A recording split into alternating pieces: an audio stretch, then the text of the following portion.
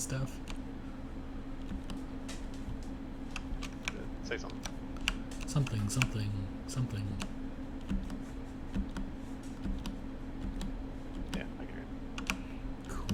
People I can also hear me on it. That's true.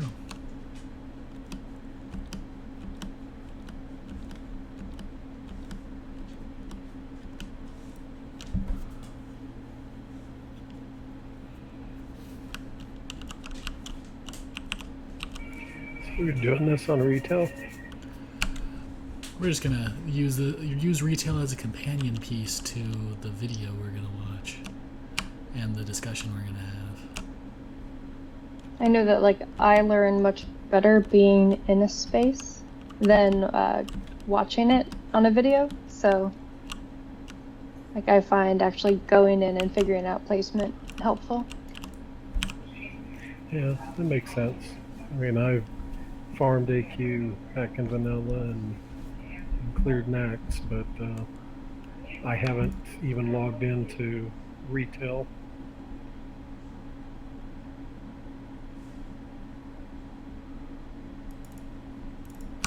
Alright, so we should probably get started. So who wants to start us off? Is it me that's going to start us off?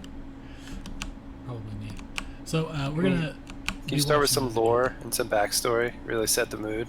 I'll leave that to Tubi. Is Tubi in you? Sorry, that was a donation incentive. We did not meet the donation incentive for lore and backstory.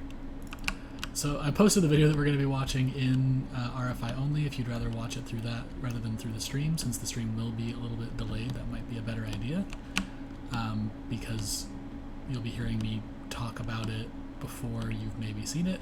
So I'm going to be also pausing it periodically and stuff. So if you're watching it on your own, just make sure that when I say, okay, we're pausing, that you pause it. But yeah, that's the video we're going to watch.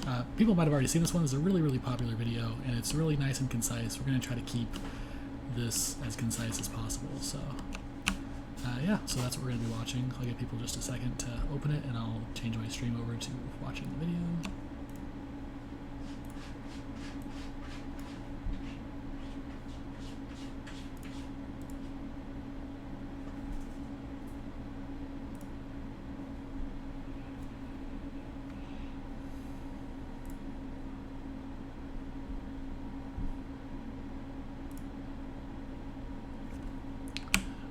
I'm going to start playing it, and I will pause it when it's when we get to a place where it's time to pause to talk about it.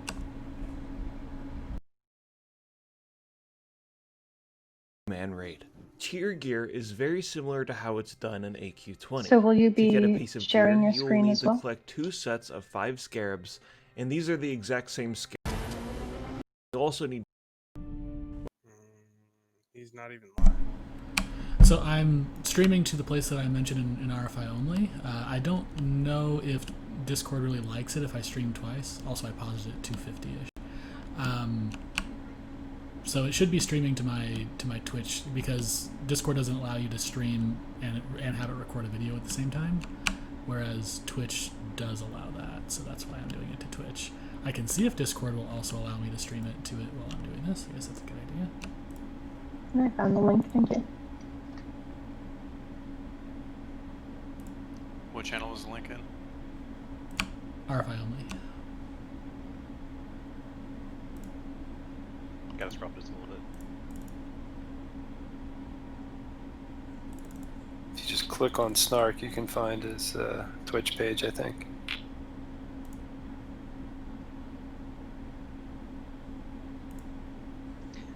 Looks like you have to mute one because there's a delay, so if you're listening in both places, repeat it. Okay, I'm also just going to be streaming at least this video straight to Discord. I might have to switch that over when we're done with the video, but I'm going to be streaming the video straight over to Discord also, if that's easier to watch. That's probably easiest.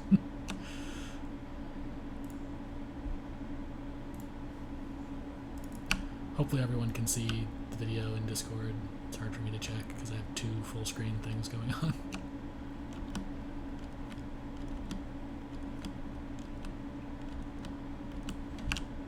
Alright, is it visible? Everyone can see on Discord?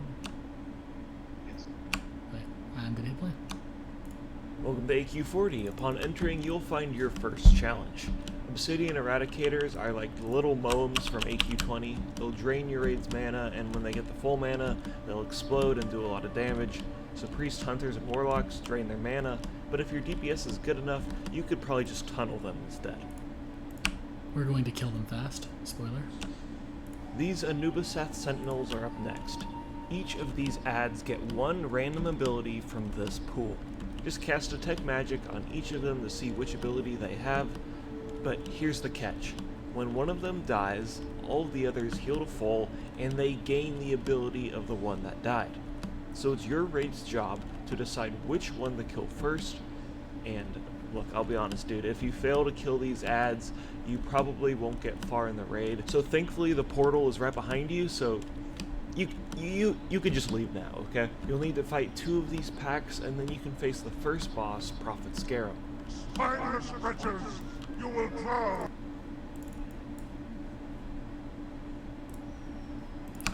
Okay, so that's the first pack is what we're going to talk about real quick, and their buffs and all that they do. Let me post the list in RFI only. One sec.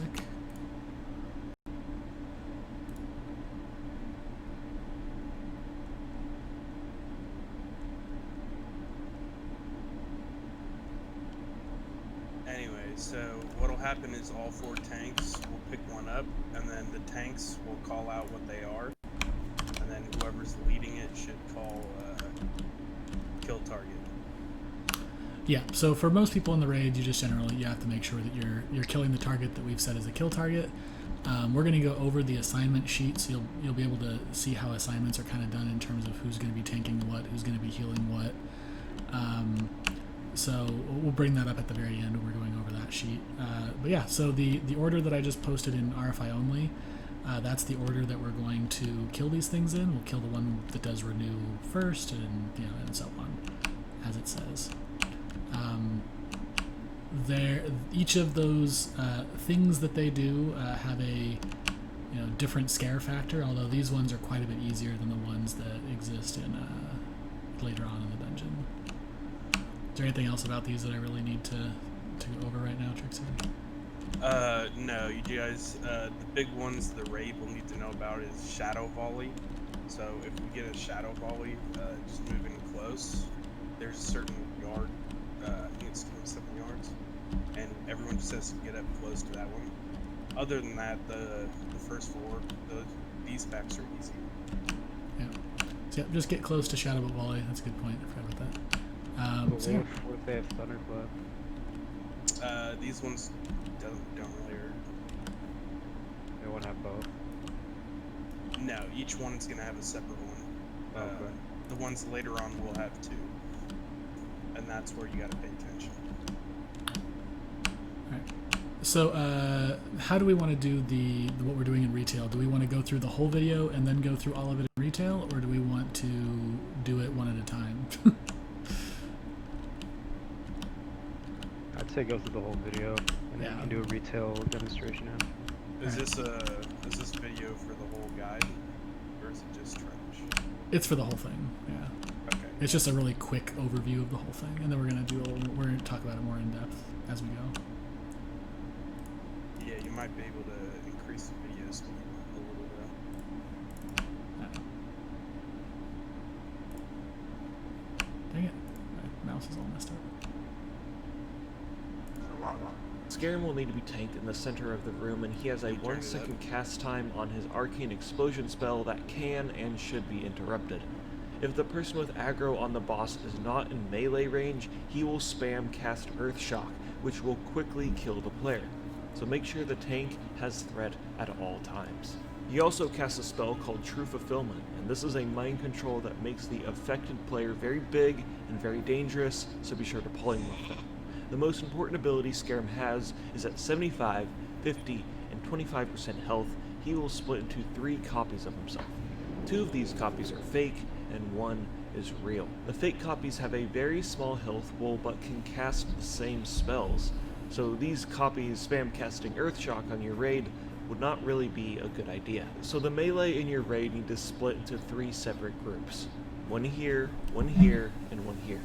Ideally, you'd have 2 tanks for each group in case one of the tanks gets mind controlled or 2 Scarab copies spawn on the same platform. Yes, that can happen. Focus down the copies as fast as possible, make sure your tanks stay at their spots and maintain threat, and you should be good, and Scarab drops this loot.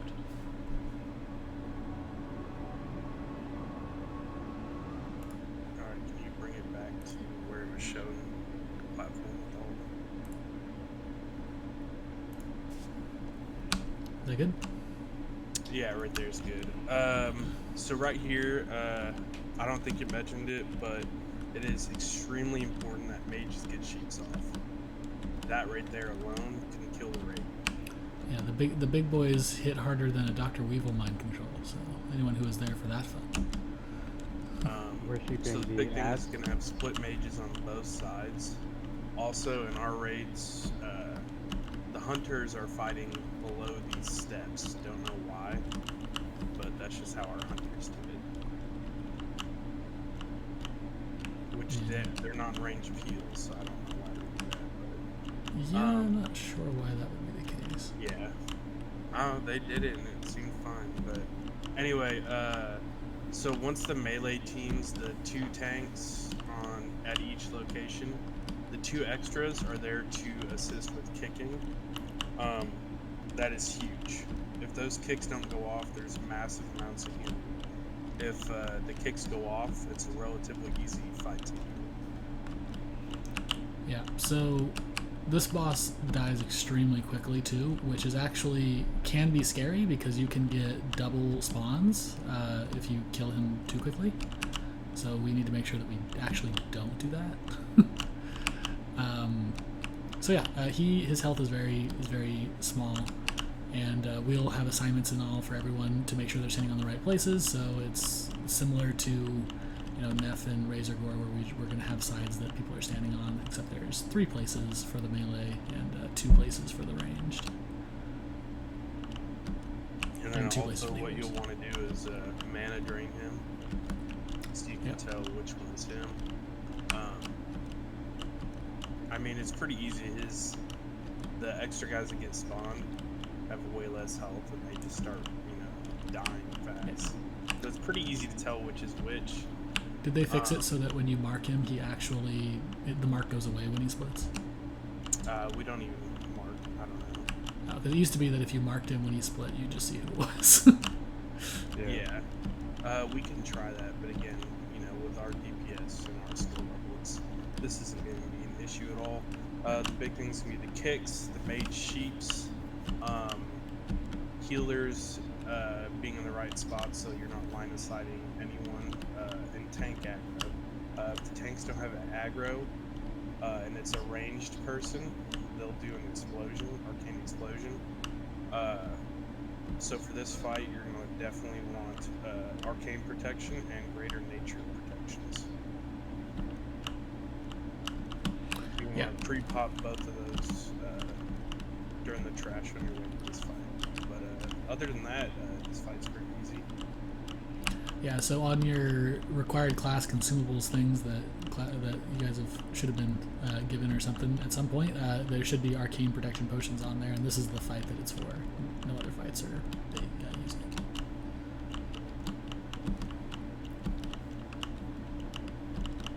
Okay, I think we're good on Scarab now, yeah? Yeah.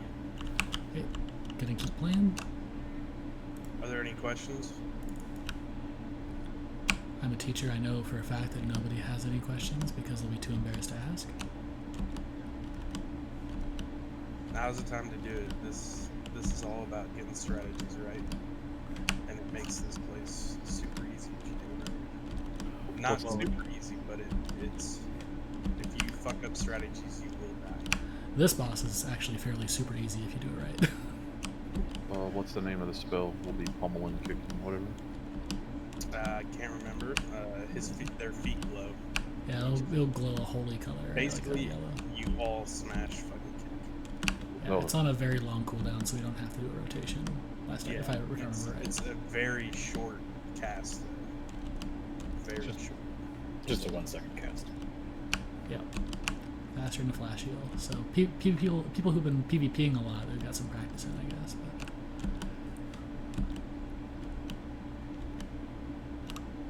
how dare you kill that trash mob? Alright, let's keep going. Tanks stay at their of caverns and alcoves that take a long time to navigate. Go back. Thankfully, trash mobs within of caverns It's gonna go over the trash. Okay. and alcoves that take a long time to navigate. Thankfully, trash mobs within the raid have a chance to drop Karaji Battletech mounts that can be used to quickly navigate through the temple. Let's talk about some of the difficult trash you will face at this point. These brainwashers should be your top priority as they will mind control members of your raid. Venkus Guardians will knock up your tanks, so face them against the wall. Venkus Warrior Packs will summon a ton of small adds on death that will need to be AoE'd down. And keep right and you can face the first optional bosses of the raid. We're going to skip talking about the bug trio because that's not the focus of Saturday. And we can explain it if we actually do it because it's not an extraordinarily difficult fight, in my opinion. Yeah, so that trash that we just talked that it just talked about. These guys. I'm pretty sure that the strats that it went over are the exact ones that we're going to use. We kill the mind control dudes first, and you kill the Vectus warriors after that, and then the white ones, when they die, you got to AoE down the little bugs that pop out of them. Anything to add about these guys, Trickster? Again, you don't want to get thrown up in this place. You will die. Not this pack right here, but the packs following this one, which will go over the live while they're running. Yeah. Alright, I'm going to keep going again. We're skipping the bug trio, and we're going to go to Battleguard Sartura. Radius. This fight can quickly turn into utter chaos if not managed correctly. Sartura and her adds will randomly fixate on targets throughout the fight for 5 seconds and then return back to the person with the highest aggro. This, coupled with their whirlwind abilities, can spell disaster for the ranged in your raid.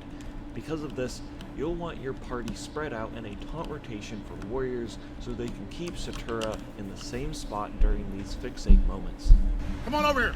Come on over here! Now you flip me off! Come on, coward! No, come on! You're not intellectual! You're a fake and a fraud! When her and her adds are not spinning around, they are susceptible to stuns, so your raid should try and keep them stunned as much as possible, and this will also help your melee DPS not take as much damage from the whirlwinds. Her 3 adds will need to be tanked by 3 tanks and faced against the wall away from the raid to counter their knockback ability that they have. Killing the adds first will be your first priority. Lastly, Sartura will apply a Sunder effect on the tanks and enrage at 20% health. This fight's main focus is just to keep the boss and her adds under control during their aggro wipes, work together as a team to control them, and you should be good. And she drops this loot.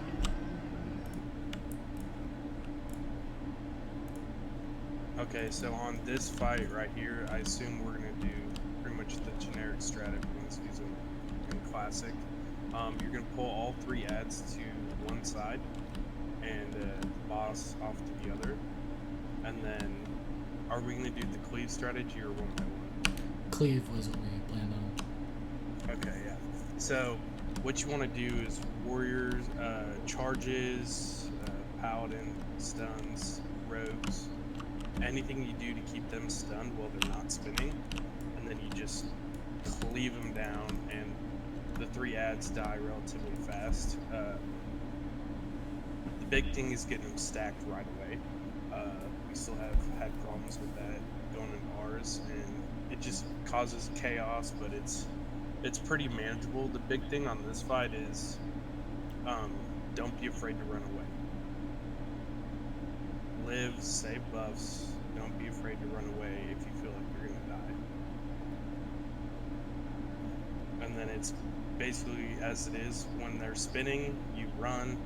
When they're not, you're stunning and nuking, and that's about it. Easy fight. Yep, and we'll have a we'll have stun assignments and all that again for you guys.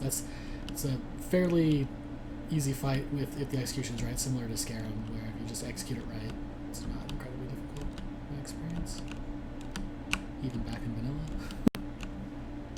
Alright, any other things or questions about that one?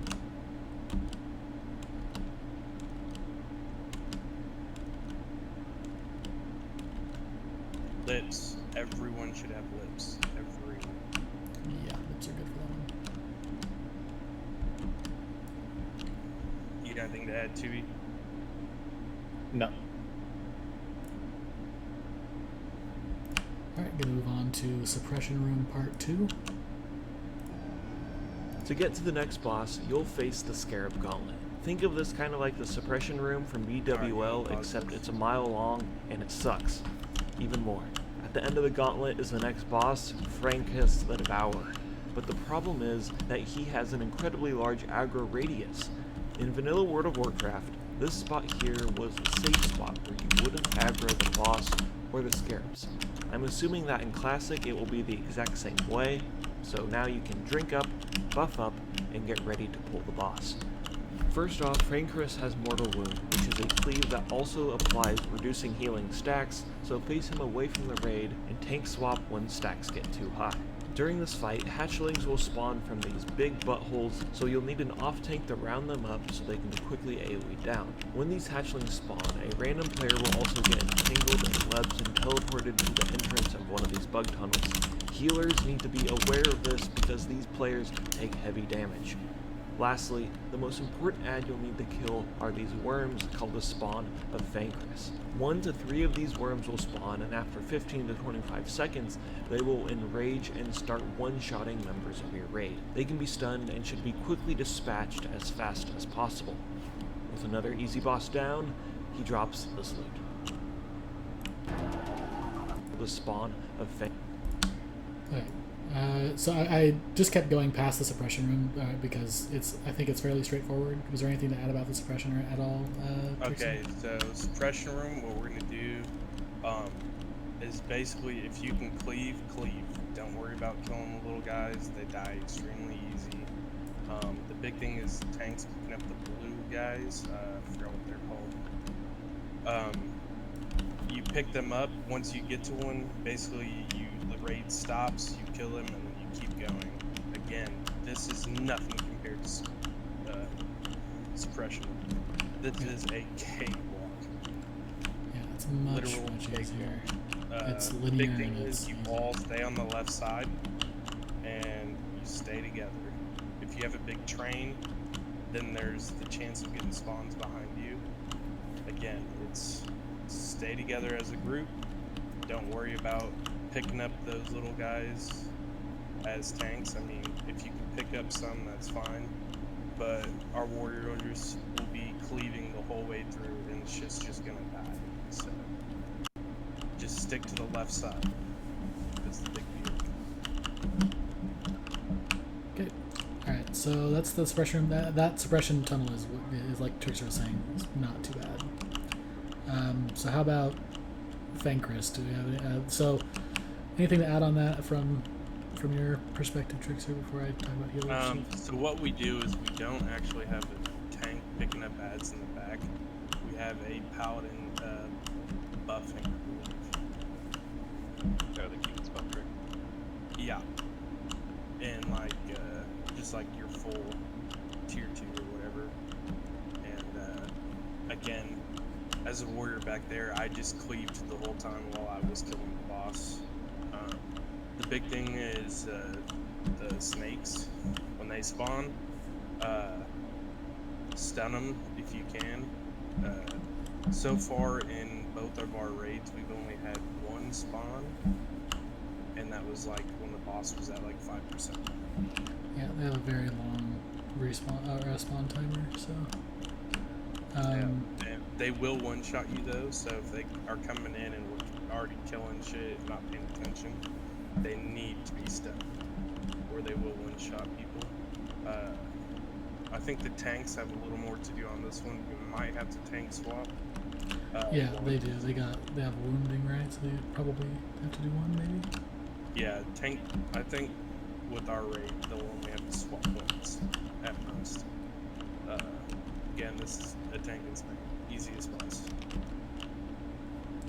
Yeah, this boss is even again back in vanilla. This was easy baby boss that I don't think we ever wiped on after like the first month or first week. Yeah, so are we? So that's actually a thing that I hadn't thought of, was just having a paladin buffing, bringing the ads to the raid. What we were going to do, and now we'll talk about just doing it the paladin way because it's probably better. We were going to just have someone picking up those ads, probably Nos because bears, and just keeping that tank alive, but DPS ignoring them. So we could probably just have a paladin bringing them to the raid, and Cleaves will take care of them. Yeah, that's how we do it. And then at the end, I mean, you have ads to do. It's easy. Yeah. And so would you say if a worm spawns, just keep killing the boss and stun the worm if needed? No, if a worm does, spawn, and it's, within reason, then go ahead and kill it first thing. Okay. So I mean, we keep the 2 we've had spawned when the boss is at like 5%, so we're just killing the boss, and then go. So if we're at like 10-15%, we should probably just kill the worm. Yeah, I mean, they die pretty quick. I would say, T3 mages, go for it, and no melee, no melee at all. You don't. I couldn't remember how much health they had, so just ranged, kill it real quick, and yeah, I would send ranged. Yeah. If it turns red, anything close to it dies. So, yeah. Okay, good to know. Yeah, I didn't quite remember how much health those worms had, so that's good. Not much. They do die fast. All right. Any questions about Fenkris, the probably easiest boss in there? All right, move on. We're gonna skip Visitus for now because not the goal for Saturday. If we do get to Visitus, we'll explain it. While it is probably the hardest boss in AQ40, I don't think it's very hard to understand, so we can always explain it if we get to him. We're going to go past him. By far the hardest boss. I spent 4 hours on him last week and we did not kill him. This week we one-shot him. I'm bringing 300 elixirs of poison resistance. We better one-shot him.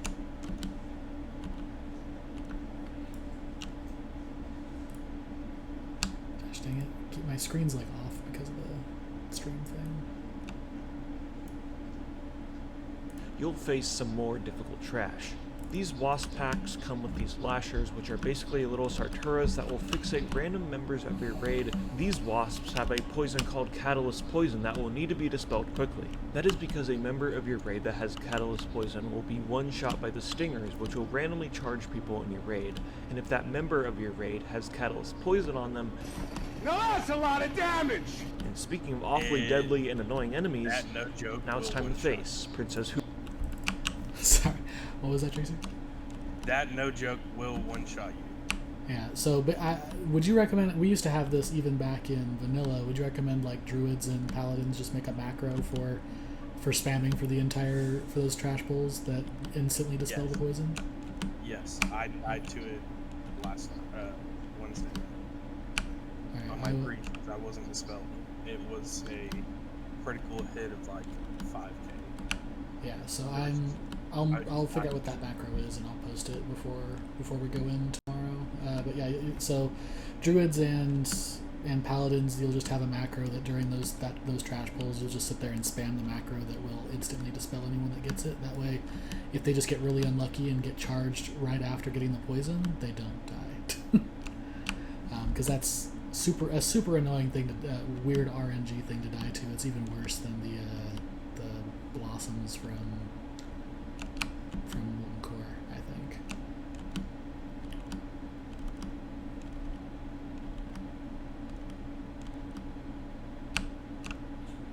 Is the AQ40 group getting antsy? Is that what we want to kill things? Yep. Okay, so we're at like the kind of halfway point. So yeah, I'll switch over to the retail side, so then we'll start the video again after we get up to Uhu.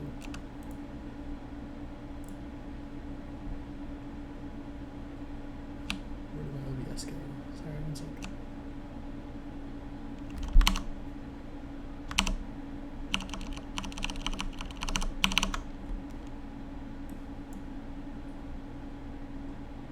So to talk about positions here, so if, please nobody actually hit the boss because he'll die immediately. Can we review the actual placement of where people will be standing?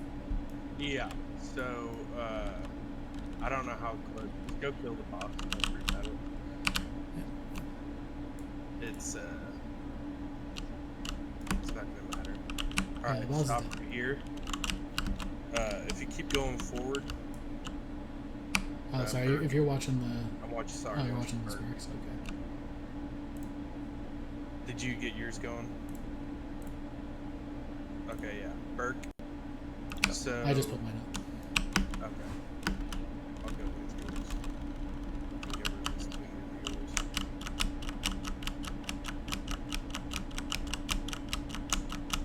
Alright, so up here is going to be, I believe, the west platform. And up here you're going to have 2 tanks. And 2 people ready to kick, so rogues or fury warriors, doesn't matter, it needs to be kicked. It'll be assigned. Snark. And it's identical on the other side, go up Snark. Okay, so like Snark's a little dwarf thing. These rails right here can create line of sight issues. So, and it is a pain to jump on sometimes, especially in the heat of battle. Clearly you don't have jumping experience like I do. But, so yeah, up here where Snark is, our healers tend to stick like halfway down. And that just seems to give them better range for people over there on the pillar, on either side. And then the mages, if we're going to do split DPS where ranged isn't going back and forth, which I assume would be fine for us because we have so many. Ranged can stick pretty much where Snark is here, and then you'll rotate a couple feet left or right during the split.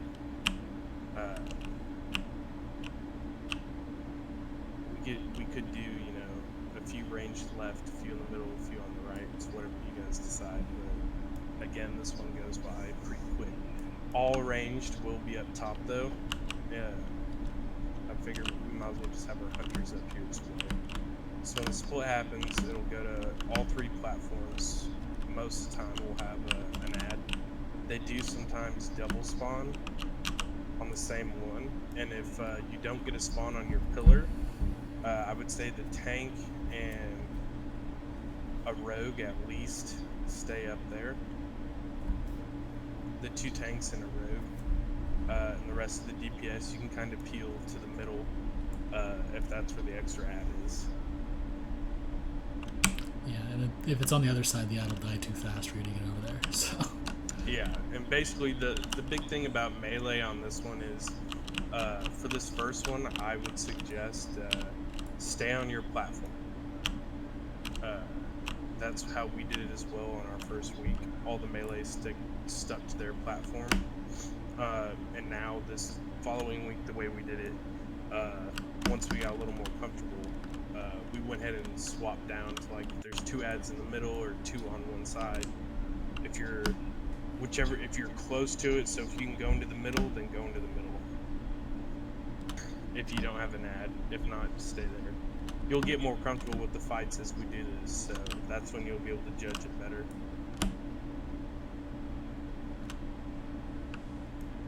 Any more questions?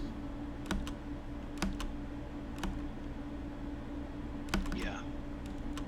So the ads didn't pop up because you killed the boss so quick? Is that what just happened here?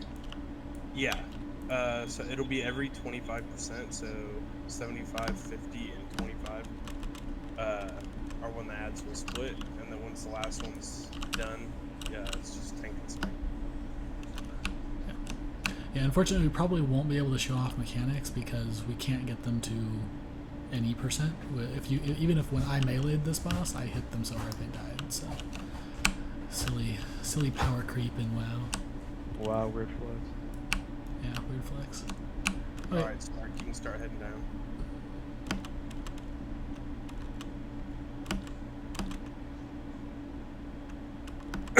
Right there is where... Which way? I don't Keep remember going this trash. down to the trash. Stop Oh, right here. So right there is where you want to stop. Back up. You don't even want to venture out there. Get it No marked up. peeking? No peeking. I cannot stress this enough. The stack on star is back. Whoever they choose for that to be, you do not pass them ever in this raid at all, for any reason. Especially when we're talking about trash. Okay, these guys have an incredibly large aggro radius, and it has caused people to lose full world buffs on their way to Fastidious, which was the last boss, because of the trash pack and they weren't paying attention. But yes, don't pass star. As Snark said earlier, that's the kill order. Kill mind control, which needs to be sheeped or stunned. Do not kill. Other than that, these are pretty easy. You stack on the wall. In here, if you get knocked up, if I'm not mistaken, there's not really a big roof, so it doesn't matter on this one pack.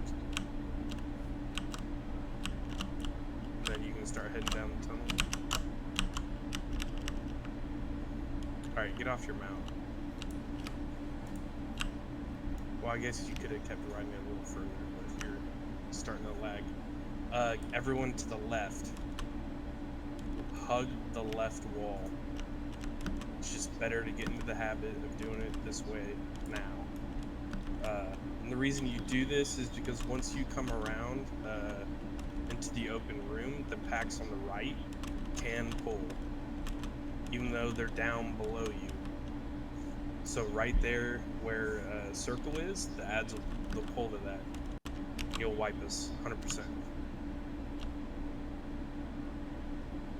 So we're gonna stop right here on the left, stack up on the left, don't get too close to that pack. And here is where we're gonna have our hunter deciding, you know, if it's a good pull, then go ahead and pull it, and you'll pull them all back here to where Snark's standing. And this will be an AoE pack. They'll spawn a ton of ads. Don't die.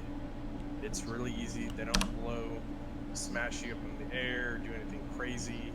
Just spawn a ton of ads.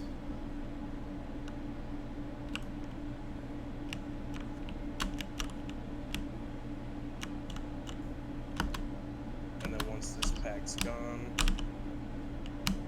alrighty, are we going right first? We're not doing bug trail, that's right? Okay, so then we'll go left, which means we won't even go to that mob right here. Snark, go left. Keep going. Stop right there. This right here, where Moon is where ranged and healers will stack. Whose circle? Is that Tubi? Yeah. Yeah, Tubi, if you want to go directly caddy corner to the right. What? Across from Snark. Caddy corner. Sorry. Yeah, right there. So that right there is we're going to have all the tanks, but further in the back. All the way to the back of the wall. Up there. There you go. Burke, I think it is. Someone, whoever's up there. But this right here is going to be very important. These are we're going to have tons of mobs coming in at once. I think is it 5 or 6? I can't see it for your angle, Snark. 6. 6? Alright, so all those are going to come in. Tanks are going to have to pick them up. We're going to have DPS thrown on shields. The biggest part here is the melee are going to be stacked on the wall, but I'm on the wall and I've been blowing up from there once or twice, or you get a dot on you from them as well, which hurts a lot. Don't die on this pack. Don't be afraid to run out, get some heals before you go back in. Now, we're going to stay here for, I believe it's 4 pack pulls. If you keep going around the corner, Snark. who's gonna be our puller? 'Cause that's like huge. Probably Mel. Oh wait, Mel's mage now. Mel's on his mage. Probably Lasix then.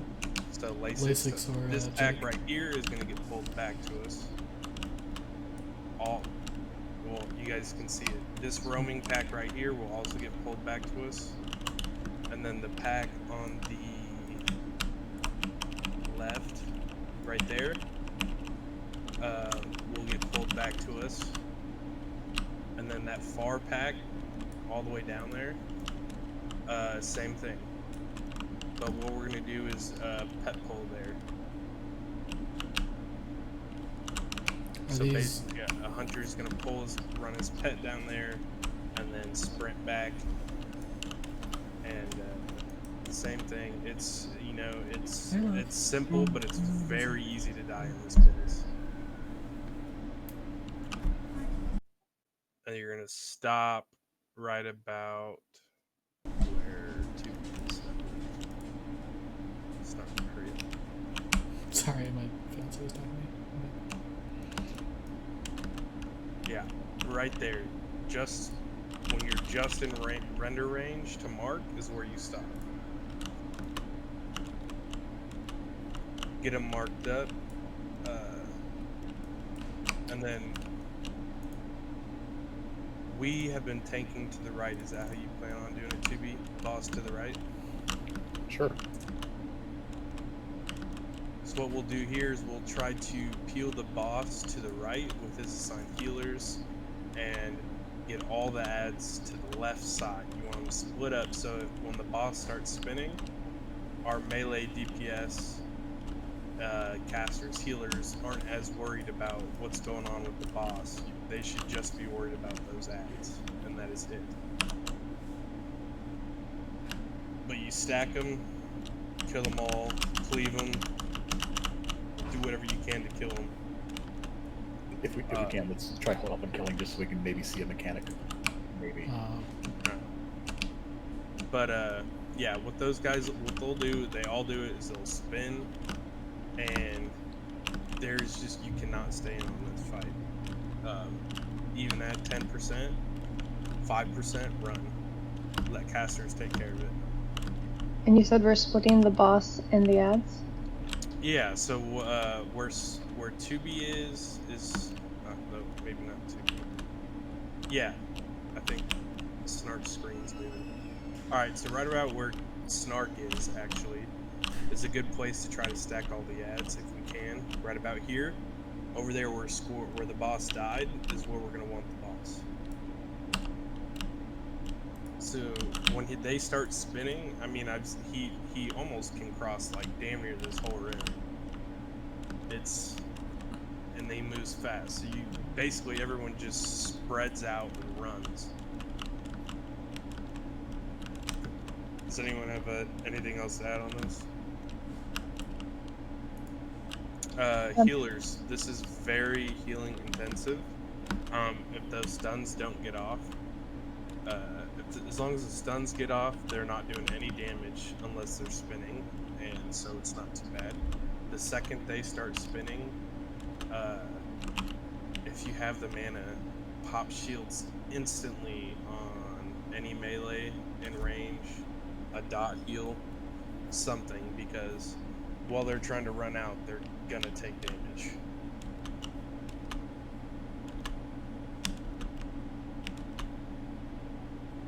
Are we running 13 healers? I have to look at the signups. I think it was only 11. Yeah. 11. Yeah, we'll still be fine. We have good heal points here. Keep going, and then you just kill these guys. Alright, so here it is, to the left. Snark to the left. To the left. Stop right there. You kill him.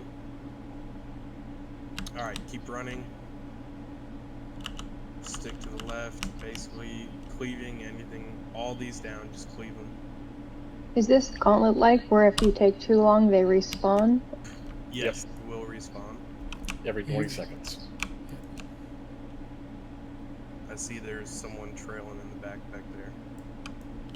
Be fine, then we have other mages with less. Yeah, this will be easy. And the melee can just cleave the whole way through. Easy peasy. Again, this is where we stop, pick him up. You're not going to have time to drink.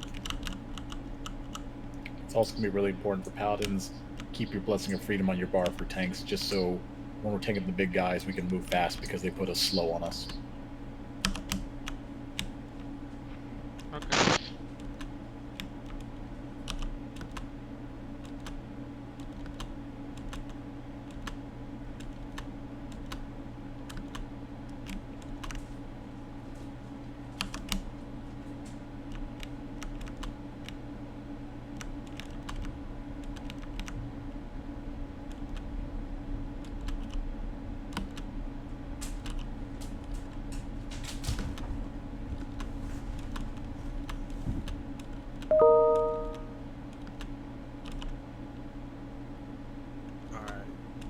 Slow it down, Snark. No, you don't need to. So this right here is a reset spot, just kind of a spot to go and get mana. Again, we are not going to need it. But in case something is to happen, that's where yours goes. I believe it's actually one more corner over. Oh, you're right. That's one more up. Yeah, right there. So this is a spot where you can go and you won't have a ton of ads on you. They'll spawn back in, no problem. Again, I don't think we're going to need this, but let's turn around. I cannot stress this enough. Tank first. Because the aggro radius on this is insane. So start moving forward, tank first. Look how big the range is on this 100 level person. Alright, turn them around. And then 2B will keep taking them. Snark, look towards the entrance. Oh, am I taking it? Whoops. I don't know how. Yeah, look towards the entrance. There it is. It's on someone else. Where, right there where square is, turn around. I got ported. Anyway, okay, so perfect, right there. That is where our healers need to watch for the people getting ported. I don't know if you're gonna, are you gonna assign healers to each section? I was just gonna have a healer run over. 2 ports, to be honest, and that's what happens when someone's too close. Yeah, they pull all these. Yep, so you have to move inside this, or you'll get tons of ads. Or that might have just been all the ads that were supposed to come. But the ads respawning from the gauntlet, or whatever you want to call it, if you have any ranged in the back, which we did in one of ours, then you'll get all those ads that we just killed. Not the whole room, but just that section. And you tank him facing away from the raid, and then everyone stacks on his butt. He's got a scary tail. Yeah, you just get in there and start doing some deeps for melee. Range can stand a little far out to the left or right, you know, just behind him. Easy boss. There it is. Freaking snake. So it will one-shot you. Once it turns red, and I can't remember if it grows or not, but it does turn red. Yep.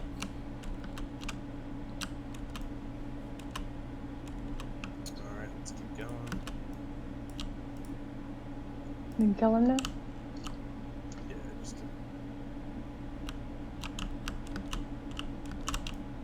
Okay, we're going. It's this way to the not optional bosses, right? nope. Nope. Okay. That is Vistus. Dang it. Nice try. It's only been 15 years. I know. We run into these guys. Dispel, dispel, dispel. Yeah. They're easy though. These scorpion packs are really easy.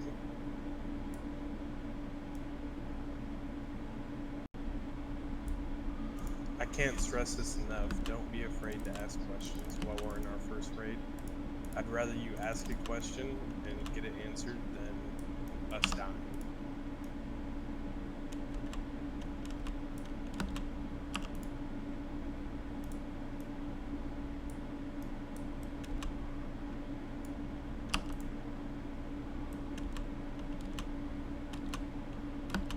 I feel like something should be in this room. Just lots of scorpions.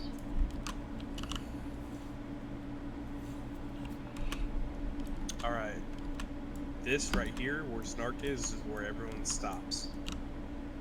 You don't go this far forward, because these guys will do an explosion and they'll boop you all the way into that room where all those mobs are running back and forth. So out here where Snark is where the whole raid will stop. Our hunter will then go forth and start pulling. You can do it now. Snark, you can move forward now.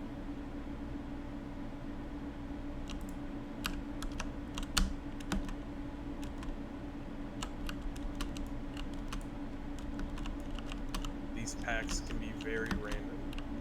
So one night we had them, they were super close, like the packs on the left right there.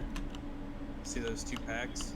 They kept merging on each other and it took us, I think, 5 minutes to get a good, I mean that's over-exaggerated, but to get a good pull. If we get 2 of these, it's possible to survive, but in the first week, if we do, we will.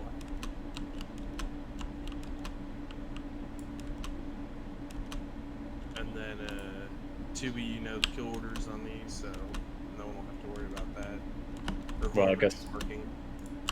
let's just clarify on that, because in our meeting we talked about doing the lashers first. Those are the guys that whirlwind and fixate on someone for 5 seconds.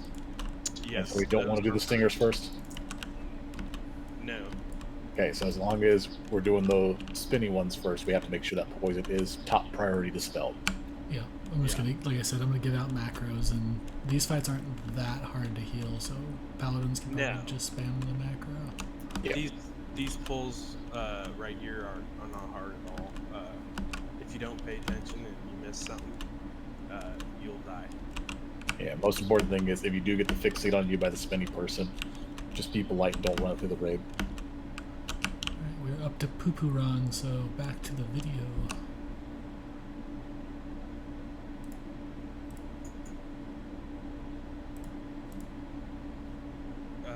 We have Soakers selected correct and they have everything they need.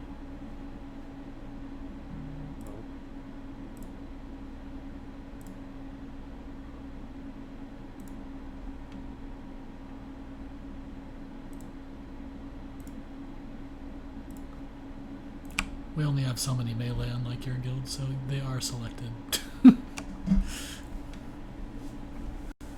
And whether or not they have the gear they're supposed to have, we've been asking, so hopefully.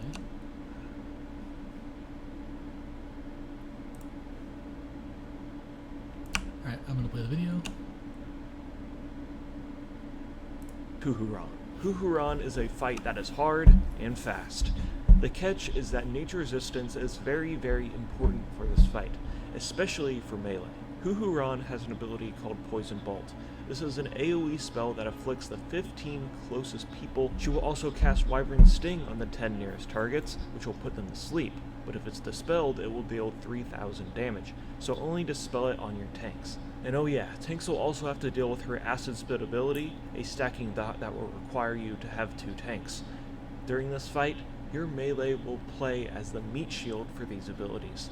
They'll need to be stacked with nature resistance potions and gear to survive this onslaught of damage, so your ranged DPS can focus on killing Huhuran. But that doesn't mean that range doesn't have problems too. Noxious Poison is a dot that will be placed on a random player and silences them for 8 seconds. This poison spreads to other players around you, so your raid will need to stay spread. Lastly, she will periodically go into a frenzy, which needs to be removed by a hunter with Trank Shot. At 30%, things will get wild when she permanently enrages and starts dealing massive damage. DPS will also need to deal massive damage, but also keep track of their aggro and kill her as fast as possible. Huhuran is one of the more difficult bosses in this raid, but if you manage to kill her, she drops this loot.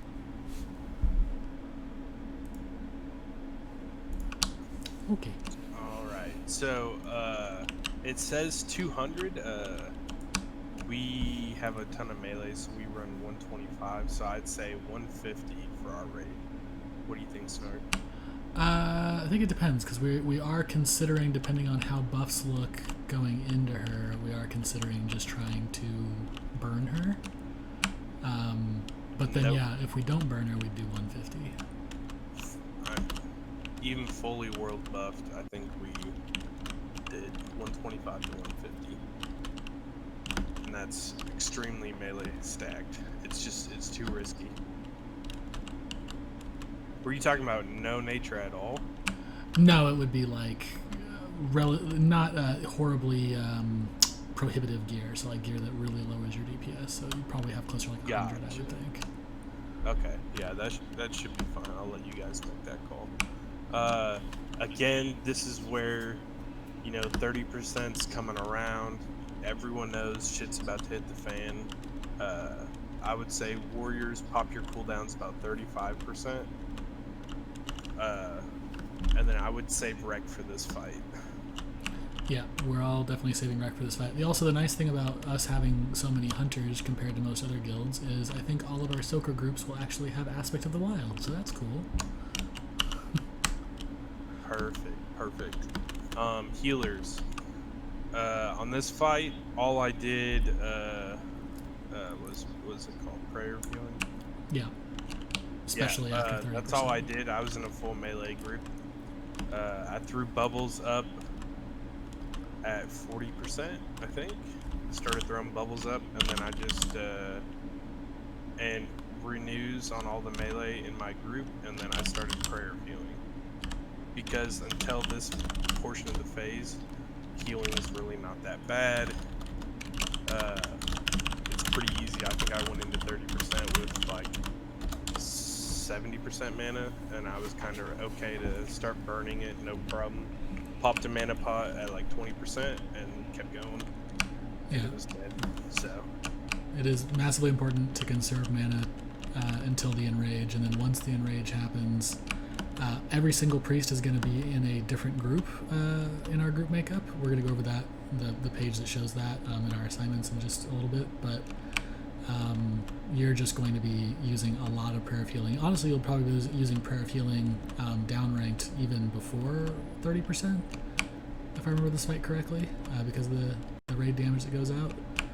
But especially after 30%, that's probably the only spell you're going to cast, because it's 2,000 damage that Hoo puts out every 3 seconds, if I remember that right. Yeah, it's pretty close, man. It's a lot. It's not a joke. So you go into this fight with GNPP popped, and then I would say at 20% I pop my second one. So I kind of try to, because I know at the start healers are going to be fine, like, oh shit, and they're like hitting it hard. And then about 20% I popped my second one, and I lived while a few other died. And I think they forgot to pop the second one, or they didn't pop it at the right time. I felt like 20% was pretty much the perfect time to pop it. That's for melee, right? Yes, for melee. Yeah. Everyone, though, regardless of whether you're a soaker or not, is going to at least go into the fight with protection on because of the noxious poison. Correct. This boss cannot be taunted, correct, Tubi? Correct. So, threat is huge. You pull threat, we're wiping. Or you're dying. Or you're dying. Or that, yeah. You're certainly dying. You're dying. But, this is one.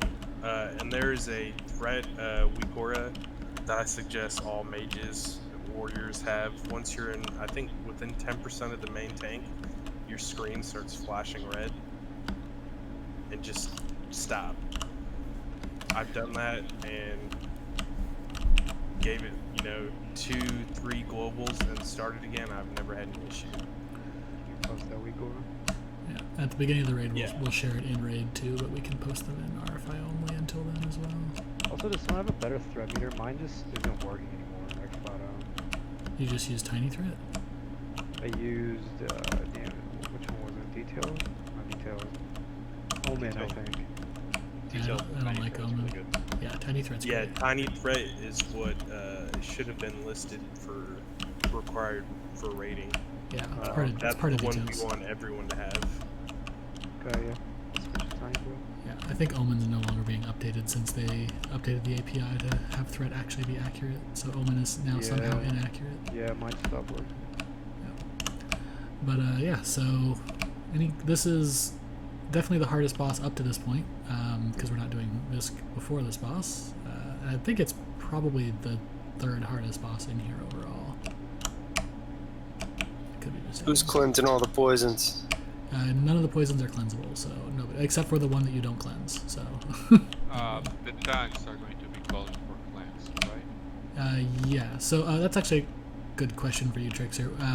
Do we actually want to cleanse the tanks and have them take 3,000 damage if they get the poison, or only cleanse them if a tank swap is coming? That's a dispel, I think, correct? It'll be poison. Yeah. I don't think we cleansed at all. Yes, are you talking about the silencing one? No, the sleep that does 3k when you dispel it. Okay, the sleep. It's gonna mess with your threat, Jim, if the tank falls asleep. Yeah, I would definitely get back to you on that one. Okay. Yeah, we might be dispelling the silencing one isn't even dispellable.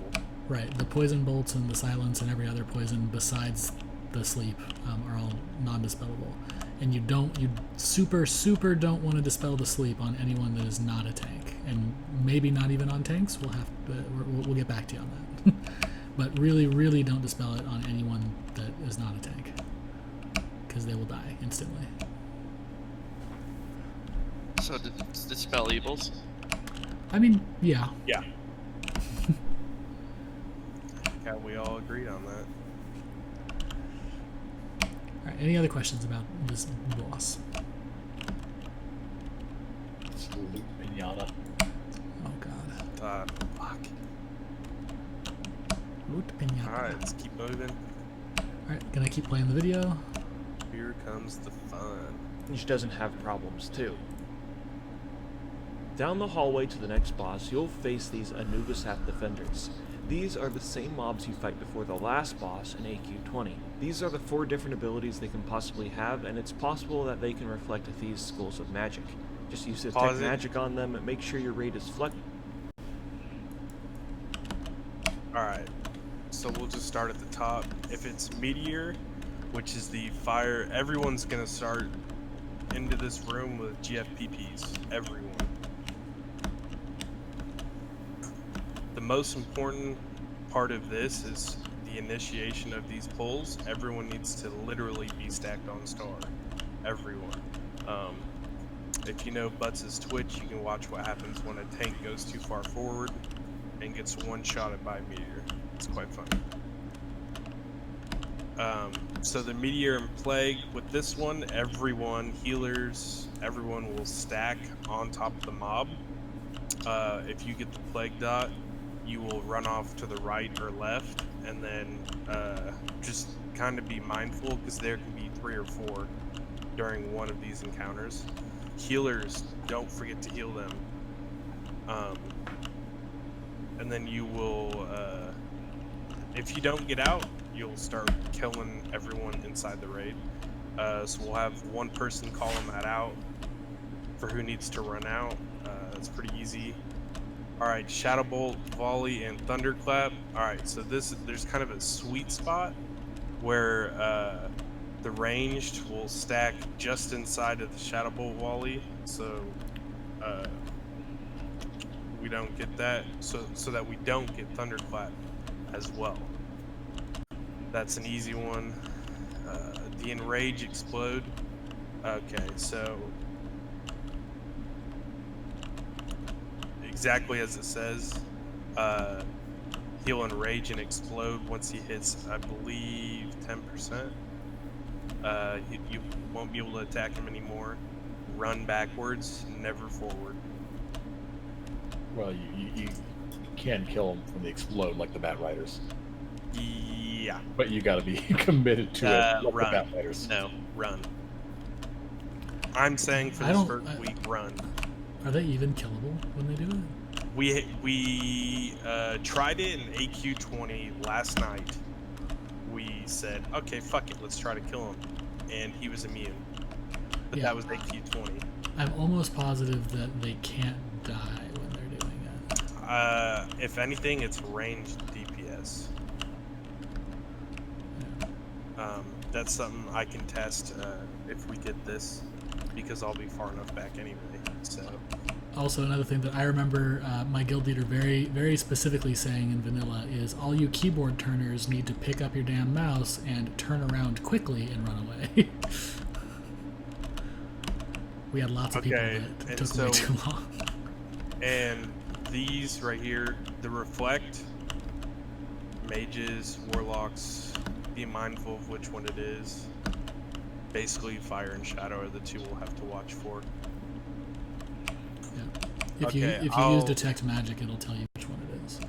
Yeah, I'm gonna go over one more thing that's not on this list, which it can have, which is the meteor and thunderclap.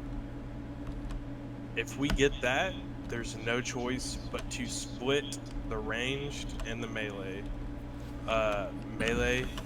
So Anala's other server, what they do is they keep the 4 tanks in, and they get meteor and thunderclapped at once, like all together, and they just take all that damage.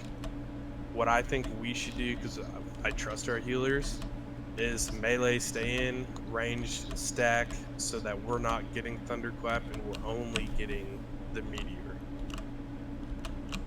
Do you guys agree with that, Snark? Yeah, I think so. Because if you are getting meteor and thunderclap as an entire raid, that's going to be a wipe. Yep. So it's better to take 2 meteors, pop GFPPs again, and you can also, you know, pop a nature damage here for the thunderclap. So don't be afraid to use consumables on these packs if you have world buffs and want to save them. That's up to you. I would say for this first clear, be prepared to be using 20-30 greater nature protection potions. I would say at least 5 GFPPs and 5 shadow protection potions at the minimum. And 1 greater arcane protection potion. And 1 of those.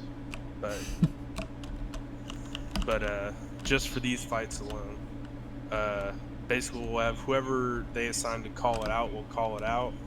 We'll have a melee stack and a range stack. Simple stuff. We've been doing it since the start of this guild, so it'll be easy. Just follow where you're supposed to go. If you get the plague, run out. Pretend it's Baron. Yep. We've been calling it the COVID. So if you get COVID, you better fucking run away from everyone. Should we just put a flare out where they're supposed to run, just like we do with Baron? Just run to the shiny light? No, because you don't want two because there's people multiple. within the stack. That's right, yeah. Yeah, so they just spread out on the walls, never in front of the tanks. Again, I can't stress it enough. Do not get in front of your tanks in this raid, ever. Alright, we're good. Alright, gonna keep playing. Flexible and can adapt to these abilities, and just listen to your raid leader because these can be more difficult than some bosses. As you approach the next boss, the foulest stench is in the air. The funk of 40,000 years, for no mere mortal can resist the evil of the Twin Emperors. When you are wannabe starting something, you are going to need to pull these bosses to the edge of the room over here. It's very important that you keep the twins split because they will heal each other if they get too close. Vecnalash is going to be the target the melee in your raid are going to be focusing down. He has an ability called Unbalancing Strike, which will inflict high damage and increase the tank's chance to be crit. He has a knockback that will target a random member in melee range, so face him near a wall. And lastly, Vecnalash will mutate bugs around the room and make them big. These need to be grabbed by an off-tank and focused down, or there will surely be blood on the dance floor. Also, Vecnolosh cannot be damaged by magical spells, so casters, you will be attacking his brother, Veclor. Veclor will explode the bugs around the room that do AoE damage. He also casts a blizzard that you shouldn't stand in, and he casts a shadow bolt and an arcane burst that he uses on people in melee range that blows them back. So that makes him pretty difficult to tank, right? Well, that is why Veclor needs to be tanked by a warlock. One warlock will be on each side of the room, and they need to use shadow resistance potions, shadow resistance gear, and talents, and be spam casting Searing Pain on Veclor, and they need to not stop till they get enough threat. Also, Veclor is immune to melee damage. Every 30 to 40 seconds, the twins will teleport and swap sides. 5 to 10 seconds before this, your melee will want to start running over to the other side. This is because 1, Veclor can't take melee damage, so they would be useless, and 2, after the teleport, the twins will have threat on whoever is closest to them, which should be the tanks. Now, despite Veclor being very unfriendly to melee, you'll want a tank to grab that initial threat from the teleport, and then the Warlock tank will pull the threat from the normal tank, and then that tank can run away. Rinse and repeat this dance of swapping threat and maintain communication, just beat it, and the twins drop this loot. 2,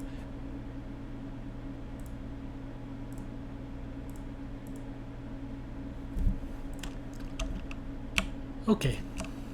Alright, so what we do is exactly what it just said. You'll see the torch on the right corner. Just to the right of the bosses. Those torches are kind of where we've been tanking them. Just inside the torches, not exactly at the torches. The Warlock and tanks. Warlock tanks is going to be Beans and who? Dachshund. Dachshund. Alright, so it's going to be very important that they get with Tubi and who's the other one? Minnie? Minnie, yep. Yeah, get with them and they'll be moving in and out. Just like it said, tanks wait for that initial threat to be taken by the Warlock before you run out. Melee, it said 5 and 10 seconds start running over. Because it is random, what we've been doing is off the timer. Once the timer says it can happen within 4 seconds, we have started the run in between the two bosses. While you're moving, do kill any big bugs you see. Kill them, that's your main priority. Nuke anything in your path on your way over. Avoid blizzards.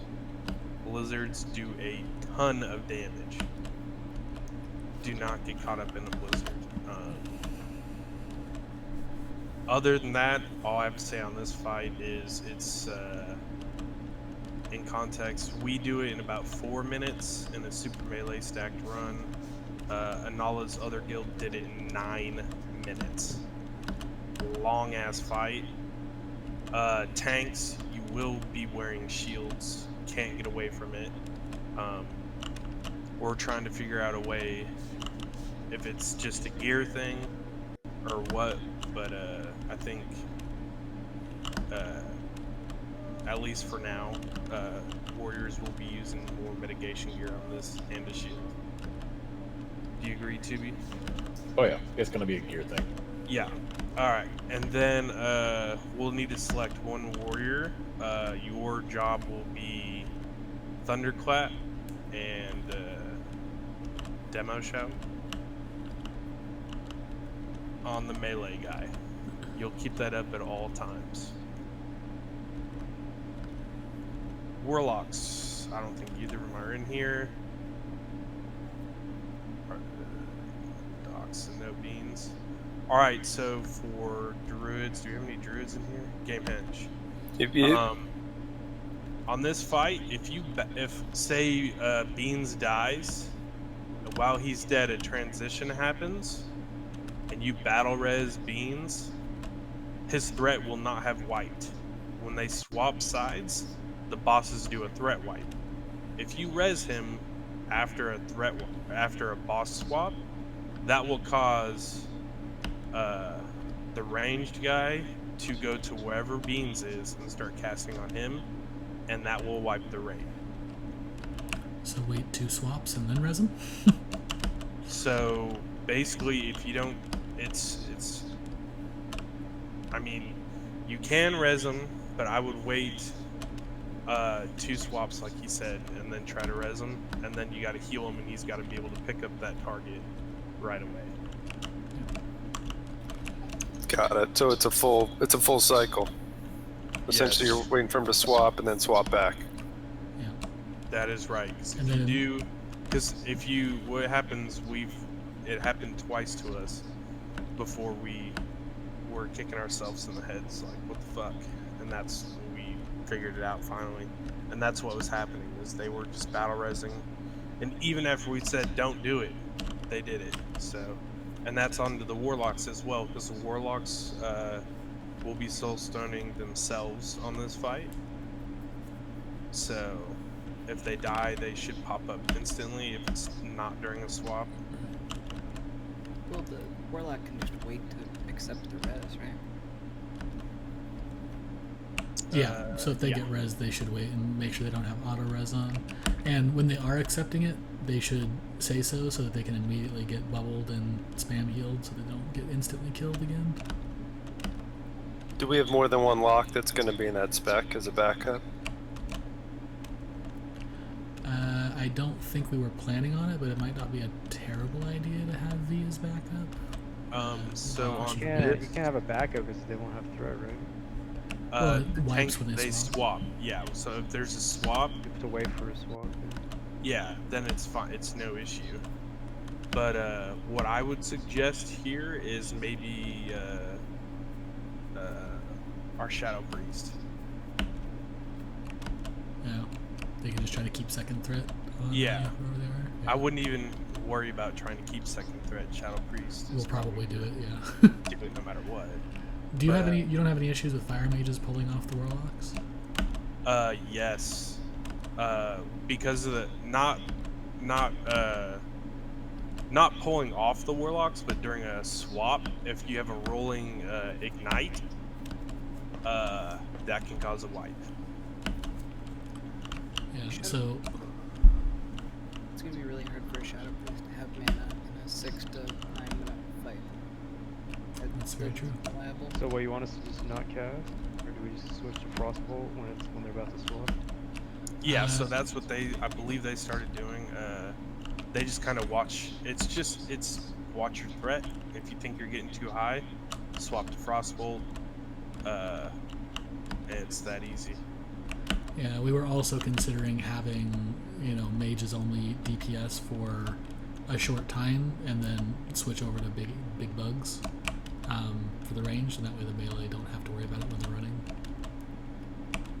Well, no matter what, the transition is not instant, so your melee will be standing there doing nothing. Yeah, I just mean that they don't have to. If the transition happens at like a really good time, like let's say it can happen in 4 seconds and it actually does, then they don't have to stop. They could just keep going. They'll be fine. Again, melee. You see that carpet on the ground? Either end of it, you do not pass it until after the swap. That ensures your tanks are in position before you. This is going to be a very vocal fight where tanks need to coordinate with each other. Basically, not with each other, but with the melee. So, You mean the when purple trapezoid on the ground? yeah, someone just called it a carpet the other day. Sorry, but yeah, that right there for melee is very important. You never pass that until it is on a tank. And then 2B or mini should be calling for DPS, or like what a lot of ours did is just white swings after the initial swap. On the initial pull, 2B will call for threat. No one should be doing anything until after 2B calls for threat. Because he'll be a Fury Prot tank in mitigation gear, and just so far we haven't had the best luck with them getting threat right away. So give it 2 or 3 globals, Tubi will call for it, and then you can start unloading. Again, threat is huge here, especially at 20%. If we have a swap and it's like 19% and they swap, and our warriors are going in there and trying to execute, if you pull aggro, you're gonna die. And what has happened every time that happened is they got too close to each other because the melee is like freaking out or running, or in the middle of, when melee are about to swap. What happened is we had a warrior not looking, and he executed and then took off to run to the other side for the swap and didn't see he had threat. So then the boss was fucking chasing him, and he got them combined together, and they were back at like 30%.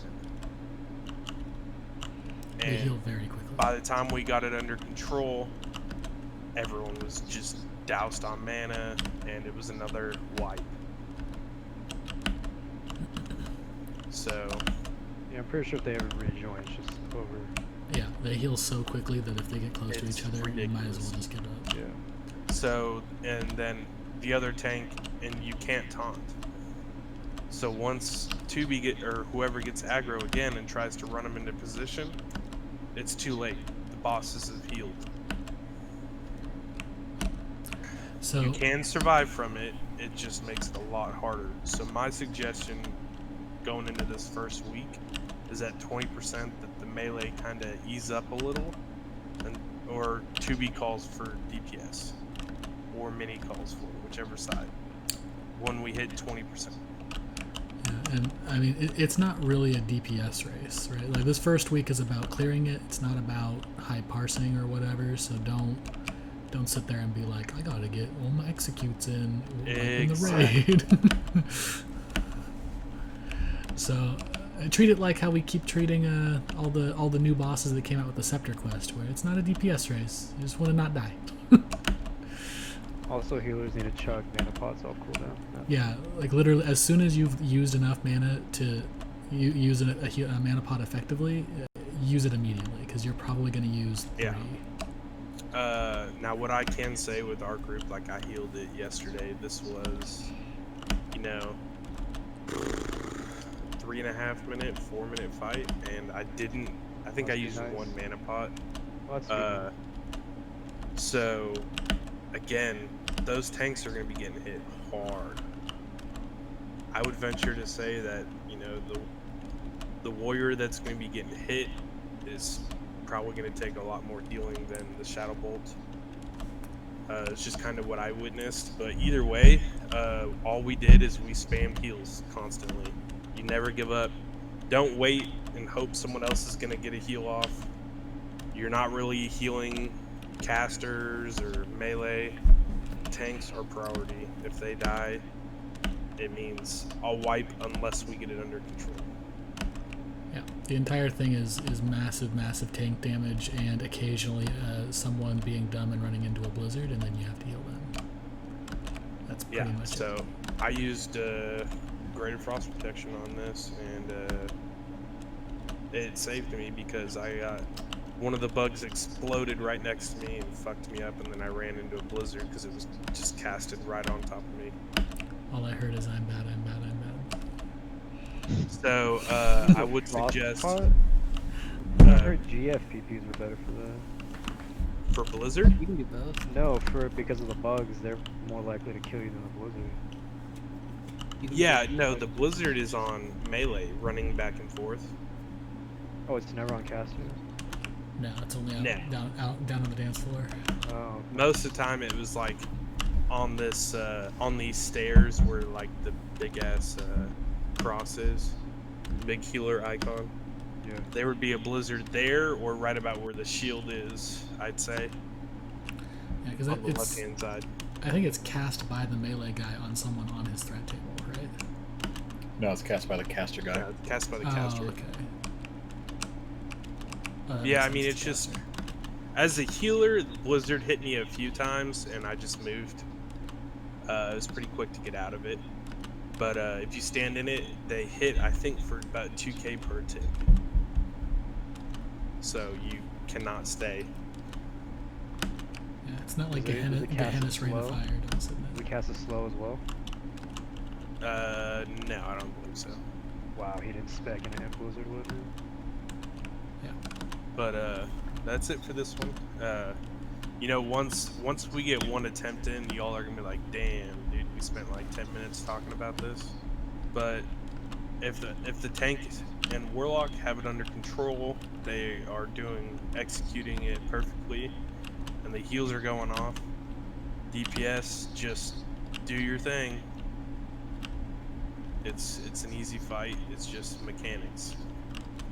Yeah, I'd say it's the hardest thing to execute in here, but if you're executing it right, it's not a hard fight. Shall we catch up in the retail? Yeah. Sure. Someone have a question? Yeah, have you experienced because I was reading up on this issue of the caster boss meleeing it as a bug. Have you experienced that? No, we did not. I have not seen that yet. Yeah, About hotfix recently. Yep. I don't think there's a consensus on why yet.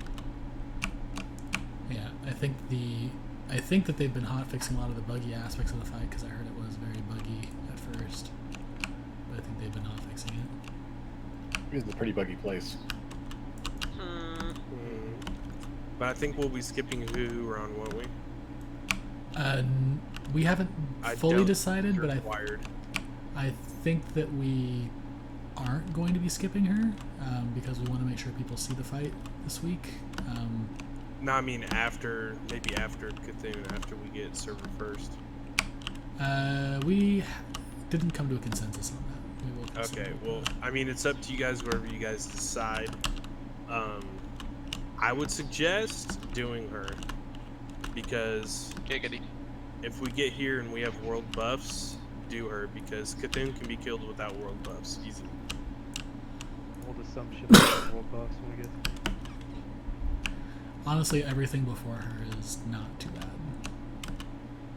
Yeah, it's trash. Like, I don't want to downplay it too much, but like, it's not too bad. Yeah, I mean, the group I ran with, maybe 10 of us were on the private server, and the rest of it was just following what was being said, and if people had questions, they were asking, and we made it to Cthulhu with world buffs. Don't be afraid to ask. Yeah, this is like the hardest hallway in the friggin' raid, so. Oh, by far. No. After Twin M's. Oh yeah, the trash after Twin M's is also bad. I forgot about that. Before I just hate this stuff. Yeah. These things suck. These guys poop? They do. They poop metal. Bunch of trash. And here's our. So you can tell that there's a lot of these things too. It kind of sucks. There's a lot of them. Lace isn't in here, but it'd be worth mentioning, like the hunter for pulling the trash after on Twin M's has to sometimes use his pad. I know he can't just walk in there. Oh, after Twin M's? Yeah. Yeah. We'll get to that. Those guys Snark just killed are also pulled with pets. Because it can cast abilities on the pet on the way, and then you kind of know what's going on. Alright. Snark, if you'll get in position. And then... so... Not Snark, Tubi. He already did it. I think he knew I meant him. Over there, where Tubi is, circle. So what we'll do is we have our Warlock initiate the pull. We then have a Hunter just in front of the Warrior. Right as the Warlock does the pull, the Hunter pulls to this Warrior. And then come back. And then the Warrior tanks it right about there. And then the Warlock's up here on the platform almost. Right there. Right about there is where our Warlocks have been. And then, boom, a transition happens. Tubi's still there. So the caster starts to cast on Tubi. Now that Warlock is getting threat again. Boom. The Warlock has threat. To be moved. Yeah, right about there.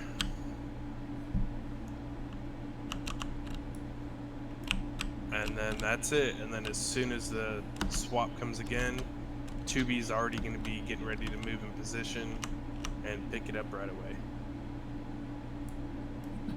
Yep, and we're going to have healers are mostly going to be standing also on the stairs a little ways away from the Warlock and stuff.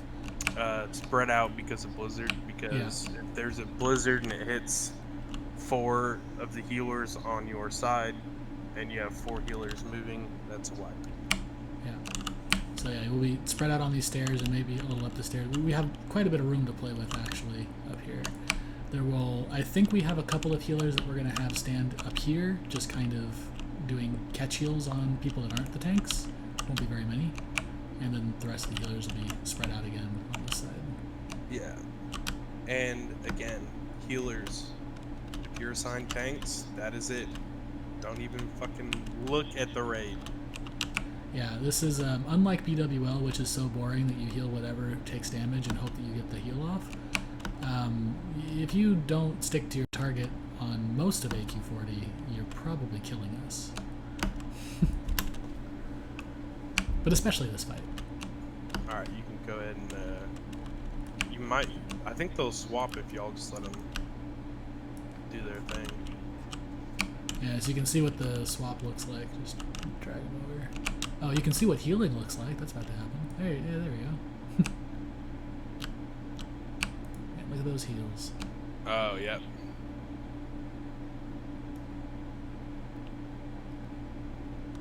So they heal about every 2-3 seconds for, you know, just a ton. Just an awful amount. That's the Blizzard effect. I have no fucking idea what that explosion. They just teleported, so you saw that little Oh, that was flash. the teleport. Yeah. Yeah. That's the teleport, and as you can see. This guy, so I got too close to the caster. You saw that he knocked me back and slowed me. That's a thing that's why melee can't really be close to him. It sucks.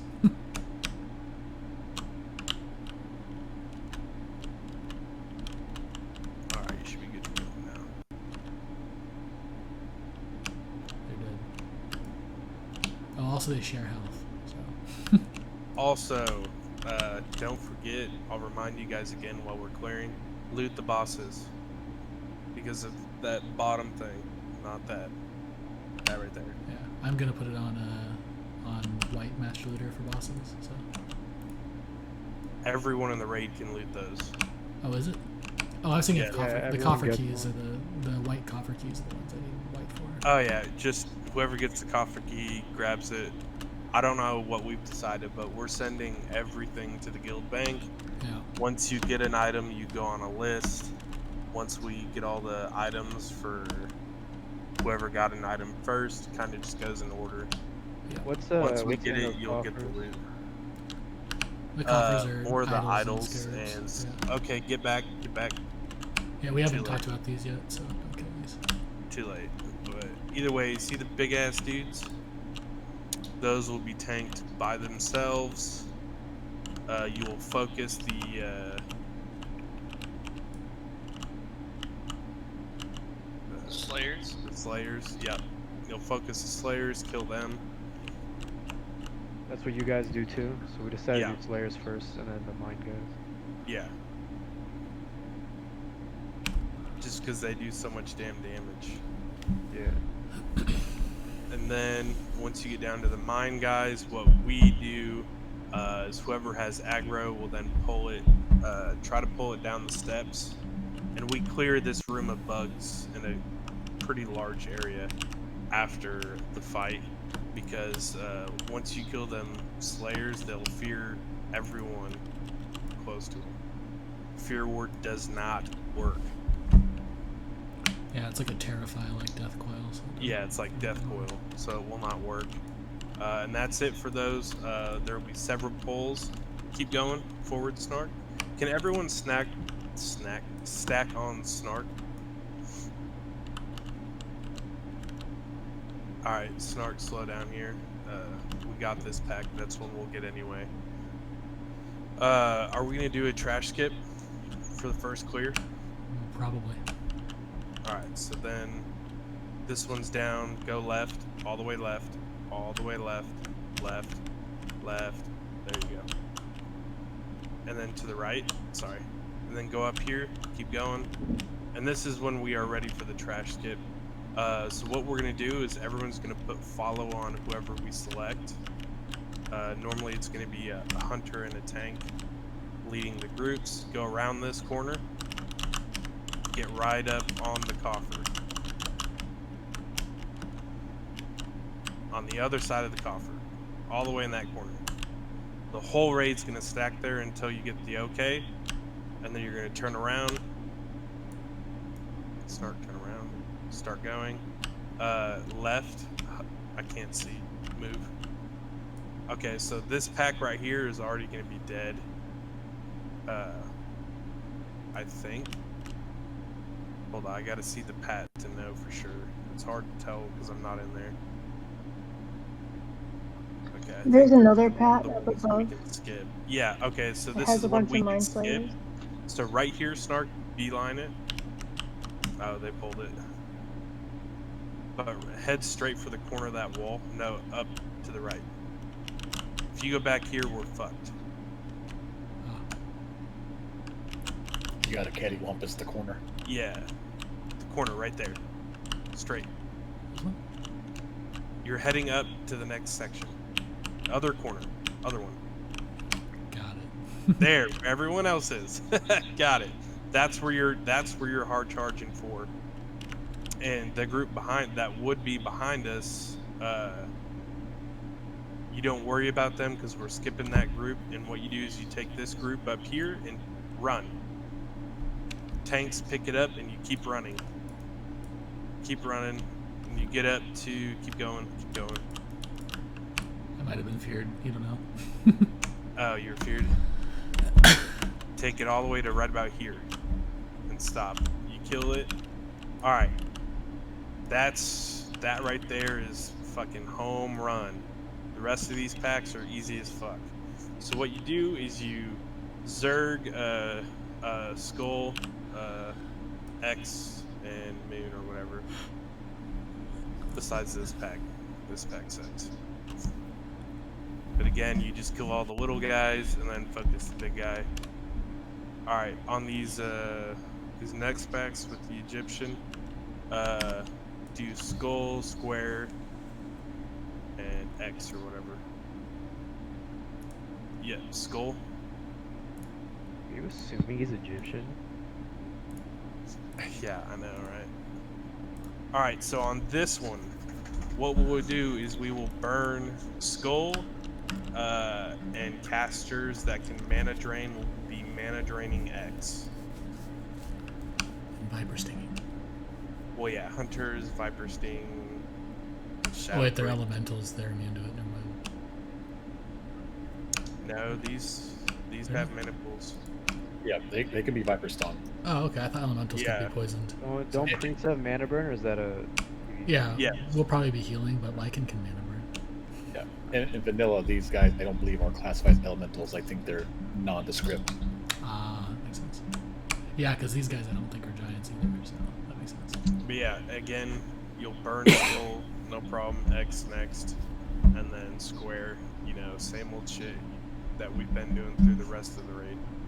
Easy peasy. You just clear through these quick.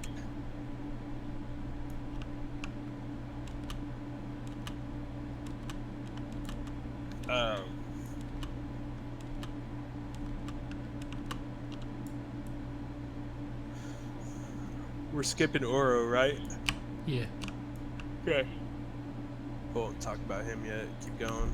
Clear all these. These are easy pulls.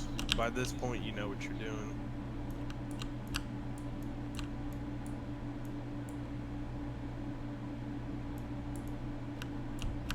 Towards the left, that's Oro. Yeah. I was feared.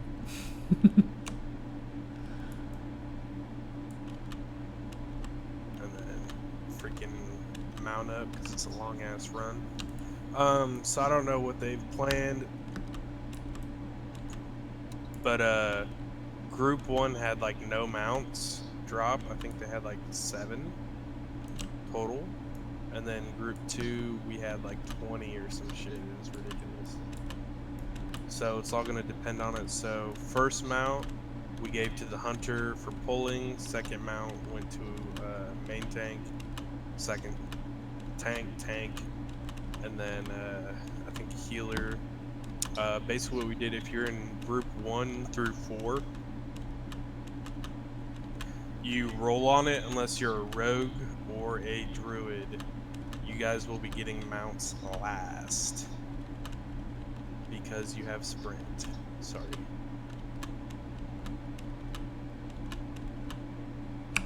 No holding out for red either. Alright, stop. Stop. Right there. Turn it slow. Alright, slow down. Alright, move to the left just a little more. Sorry, left. There you go. Right there. Hunters cannot get this close because pets will pull the boss.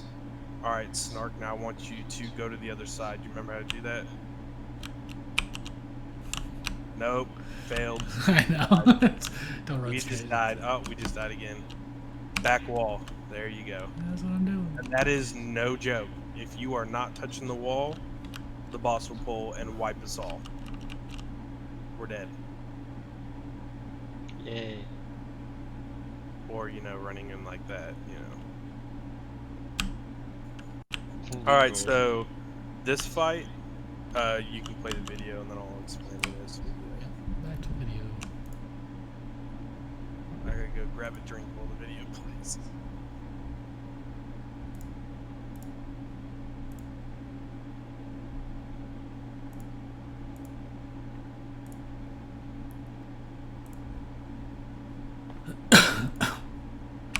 Alright, I'm gonna be hitting play. Get too close. After killing the twin imps, you'll face the worst trash in the whole Just gonna go instance. through the trash too. Play it safe. You should pull each pack into the room that you killed the twins in. These packs are mostly just combinations of ads that you've killed previously in the raid, but they're still extremely deadly. Your first priority should be these Mind Slayers. These are the guys that have... That's not true. We're killing the other ones. The Mind Flay and the Mind Control. Also, when they die, they do a Drain Mana and a Fear for anybody close to them, so they should be pulled away from your raid when they die. Next are the Slayers. These need to be tanked far away from casters because of their AoE silence, and they will enter a frenzy that needs to be removed by hunters with Trank Shot. Lastly, they will also knock back the tank, which wipes aggro. Your last priority are these Karaji champions. They also have a knockback and an AoE fear, and enrage, so they should be dispelled. The other packs you'll face here are the Nullifiers and the Wardens. These Nullifiers are the same ones you've killed at the start of the raid. They need their mana drained, and your raid needs to focus them down one at a time. The Warders need to be tanked far away from everybody else because they have these abilities, but once the Nullifiers are dead, they should be pretty easy. Carefully work your way through these packs, hold left, and you can face the second to last boss, which is Oro, who is, this loot. With all the other bosses dead in the Temple of Ankh-Raj, you can face the last. Your heart will explode. Before we even talk about Cthulhu, we need to talk about the pull. Cthulhu has an ability called I-Beam, which is casted on a random player and chains to other players. Each player it chains to makes it do significantly more damage. This, combined with the narrow doorway the whole raid is forced to walk through to start the fight, can be problematic for your raid.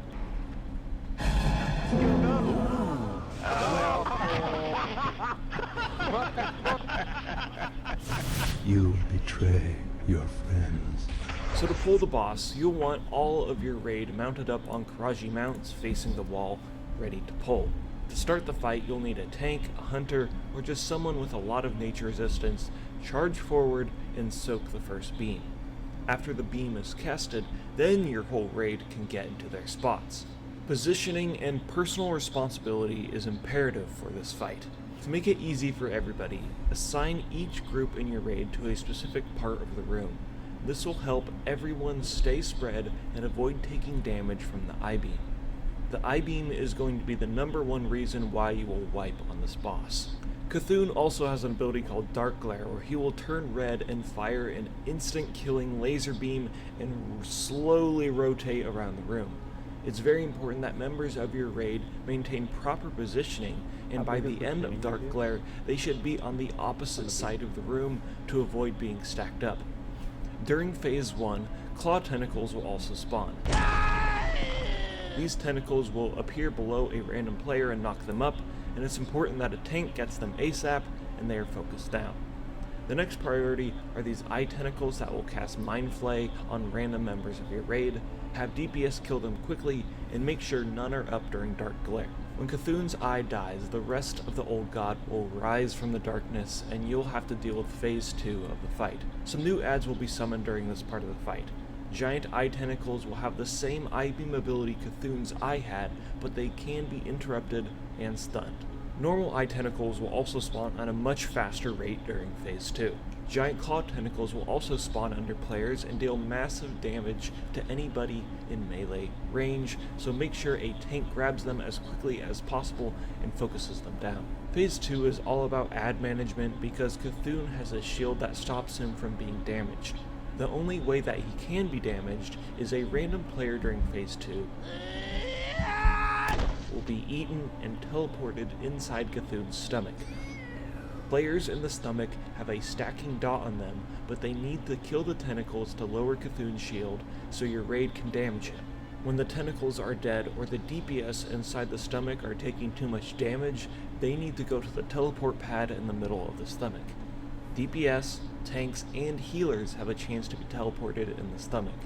Tanks should get out as fast as possible, healers should top everyone up before leaving the stomach, and DPS need to stay in as long as possible to burn down these tentacles. Cthulhu will turn purple and the raid will have 45 seconds to deal as much damage as possible. It's likely that he will need to go through 2 vulnerability phases to kill him. I know, it's crazy, it's a classic WoW boss that actually has mechanics that you need to pay attention to. But when you manage to defeat the Old God, he drops this loot.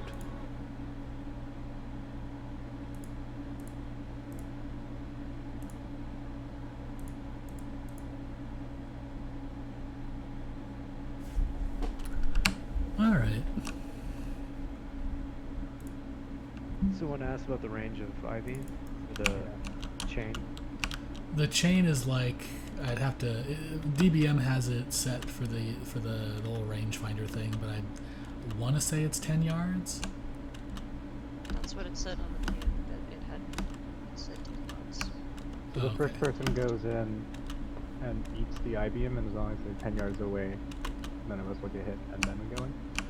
We won't all have mounts, which is what Trickster was saying before. Because we don't all have mounts like they did in the video, we'll have to go in groups. So, you know, the main tank will go in with like 2 or 3 other people, including a healer, and so on, basically. I'm not sure exactly the number of people that are going in each time. Trickster will say when he's back, but because we're not all on mounts, we can't do the just, you know, one beam and then go in, because it takes so long to actually get to your position that we'll probably all just die if we all do that without mounts. I mean, I'll have a mount, but oh, will you? Oh, weird flexible. Okay. So I'm guessing you just fill the back of the room and then first, and then the last groups are closer to the front. Yeah, I'm pretty sure that's how it's done. With the beam overlapping. This is one of the parts I'm less sure about, because by the time we actually started trying to do Cthulhu realistically in vanilla, we had everyone with a mount, so I don't know exactly how you get around that aspect of it. So I saw guilds doing like a conveyor belt style thing where they just kind of stack along the tunnel and then they walk in like one after another. Yeah. Alright, back. Trickster's back. Tell us how to get in the room so we can actually fight the boss, Trickster. Alright, so what we do, once we all have mounts, this is going to be easy. So can you swap it to the other one? Oh yeah, one second. Sorry, I thought I did. I forgot. Alright, and then mark up square, mark yourselves, square, moon, X, whatever. Just make sure a group of y'all are marked, and I'll tell you. Alright, so on the left side, we'll do star first, right here. Okay. X, move to the left about 10 yards. He might be AFK. Okay. Skull, move up to the left. More. Right about there. Alright, now turn, Snark, turn your screen. Now moon or circle will be on the back wall, like in the middle of where Snark is. Between Snark and Skull.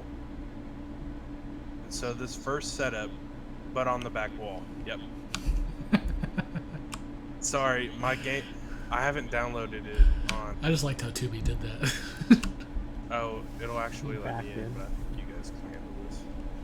Alright, yeah, just like that. So we'll stagger both sides like that. And then for the initial run-in is going to be the tank, followed by closely by those with mounts and sprints. We'll probably do like some rogues and druids and heals. Threat is not a big deal here. I mean, we didn't even use salve on this fight. Literal tanking in this one besides the tentacles. TV? I mean, basically it's proximity based. Tanks should be the only ones in melee range of the claw tentacles. If you're melee in close range of those, you're doing it wrong. Yeah, that was pretty much it. And the eye stalks just do random targeting. Yep. So what we're gonna do is have someone, whoever they decide to call it, and I'll say, Tubi, where are you at? I'm in the back wall between Skull and Diamond. Shit, you Alright. The marker's there, everyone knows and gets it now. So head back up to Star. We'll call for a priest bubble and then start to move in slowly. Oh, I don't have bubble. Oh, Jesus Christ. Not that slow. Not that slow. Alright, look, watch it, Snark. Angle your screen on Tubi. Tubi, stop at the bottom of the stairs. Right there is where everyone that's stacked on Star on this side and on the other side will run in. You immediately run in and start to spread out. Now you guys can just all go in now. We'll call for everyone to spread in, or spread out. What'll happen is Tubi, if we do this right, Tubi's gonna get hit twice.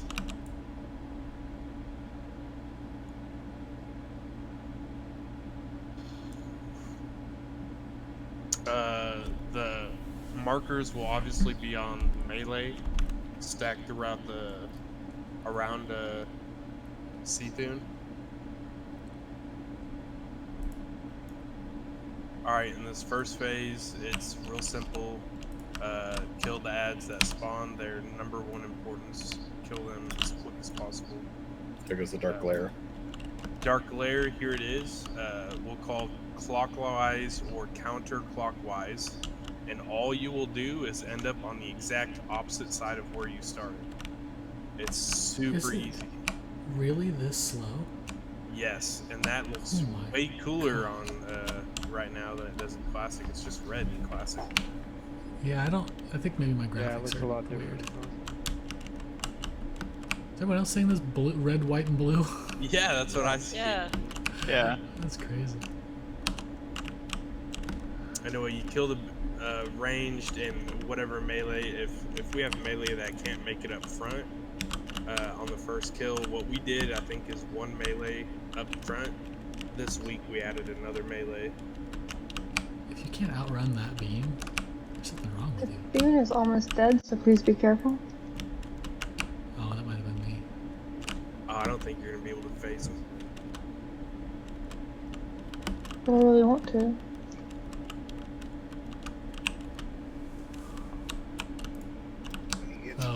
deflect damage. He's dead now. Yeah, he died. Oh wait, no, he phased. Doing damage to the ads was damaging him. Alright, now, when this phase comes, we all stack on where we came in.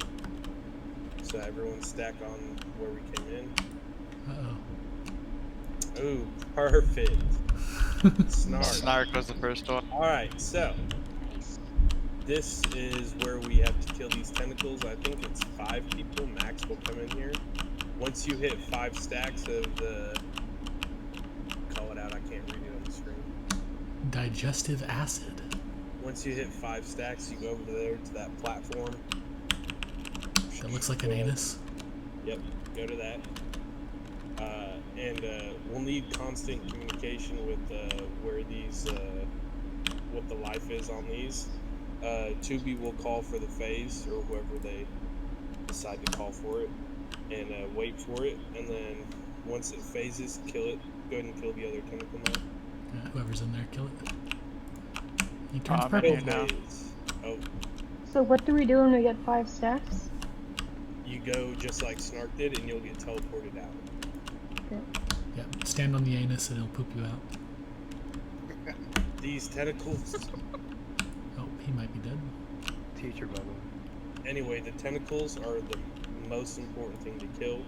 By the way, once you've made it to this phase, there's no more I-beam, no more stacking. It's basically just kill the tentacles and then kill him when his vulnerability's up.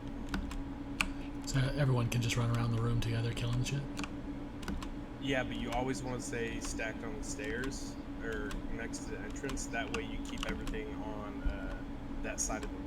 Lets you control the tentacles, big ones. Oh, okay. Yes.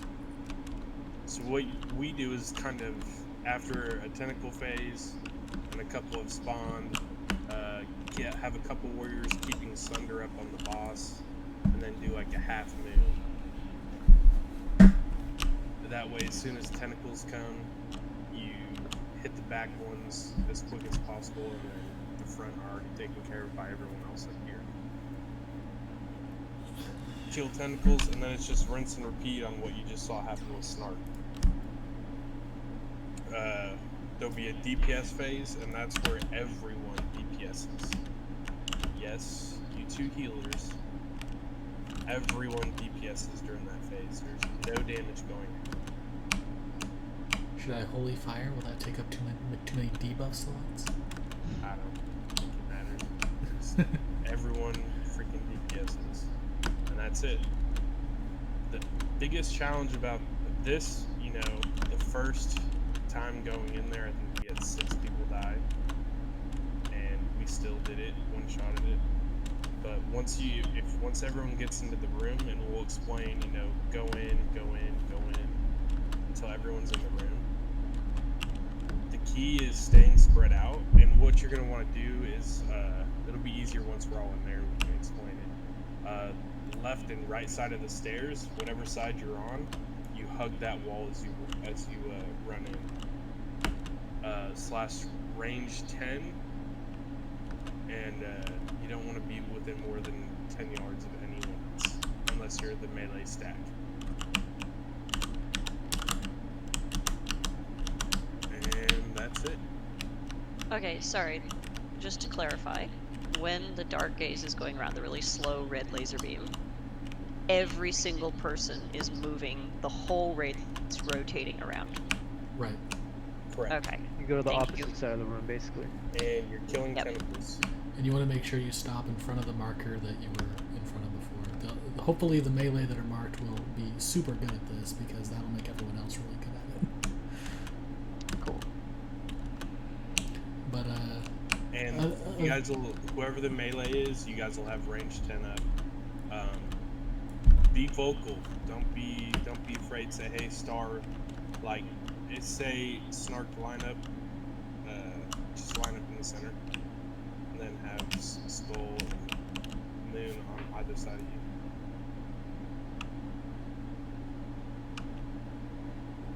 Alright, so obviously they're too close here. If you guys do range 10, Skull move out, Star move out to the left. Alright, right there. Perfect. see how Moon is just a little too close? But there's more room over there to triangle. Say, hey, whoever's in Moon, say, hey, bump right. Alright, cool. Alright, you're good. And then now you're too close to Skull Snark, so you'll be able to bump right just a smidgen. And that's it. Don't be afraid to... Whoever's in the center, if you coordinate correctly, everyone behind you can coordinate correctly. But they won't have to speak or say anything. You can just watch where your marker goes and transition smoothly. Yeah. One thing I want to mention that was in the video but we didn't really talk about is if a tank or a healer gets put into the stomach, tanks leave immediately. Healers put some renews or top them off depending on what your class is on whatever DPS are in there, and then get the hell out quickly because you got to heal your area. So healers don't stay in for 5 stacks? No, you just get the hell out right away after you top off whoever's in there, because you can't kill the tentacles and you want someone else to get in there and you want to go back and do your job. Healers, as long as everyone has their resistance pots on, this was a really easy fight to do. Super easy. Yeah. As long as nobody's chaining eye beams to the horror. Again, yes. And tentacles have to be stunned right away. In phase 2, if those tentacles get a beam off, it's gonna one-shot something.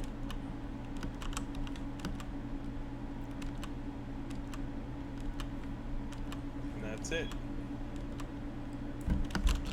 Thank you guys for doing this walkthrough. Really appreciate it. Thank you. Yeah, no, it was kind of long. Appreciate everyone sticking it out. Yes, definitely a good reminder. Yeah, and a couple of one thing that we're gonna say probably a ton tomorrow, but comms need to be exceptionally clear for this raid. As you could probably tell from this whole walkthrough, there's a lot of coordination that needs to be going on, a lot of speaking that needs to be going on by kind of a lot of different people, even because there's just a lot of things. So we need to make sure that everyone who doesn't currently have a speaking role does not try to speak, because it could get very confusing and hectic very quickly. And again, the time to ask questions is not during a pull. Yeah.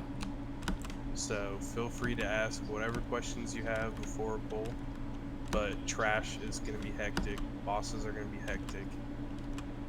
That's when we need those that should be talking to coordinate are able to do what they need to do. Yeah. And another thing that happens a bit in BWL is even if it's like, don't call out for like a heal on yourself if you're worried that you're about to die or whatever. Trust your healers. They all have add-ons that can tell when someone's going to take damage. So again, just try not to speak unless you have a specific speaking role. Yeah, I'll try to cut back on Hoki's chatter. You talk way too much. Yeah, and that was kind of a lot of information thrown at you guys all at once. Again, there's several streams that are out from people who have been doing this. Go watch them. If you see anything that we didn't cover, bring it up with Snark, and he can let it someone else or me or anyone else that if you have questions, feel free to ask. Yeah, I mean, Trickster is going to be a really good person to ask things about. Dave is going to be a really good one because he's also done AQ40 now. Mike is a really good person to ask. Tubi, especially if you're a tank, is a really good person to ask. And I think I can cover a lot of the healing questions. And I talked to RJ about a lot of the fights. So I think he'll be pretty good at fielding those too. But yeah, talk to your class leads and your officers and your Tricksters. And I know so RJ is holding a healing meeting at 7 tomorrow. So we often have visitors in our meetings, but if anybody wants to come in and listen in on our meeting for a little refresher, please feel free to.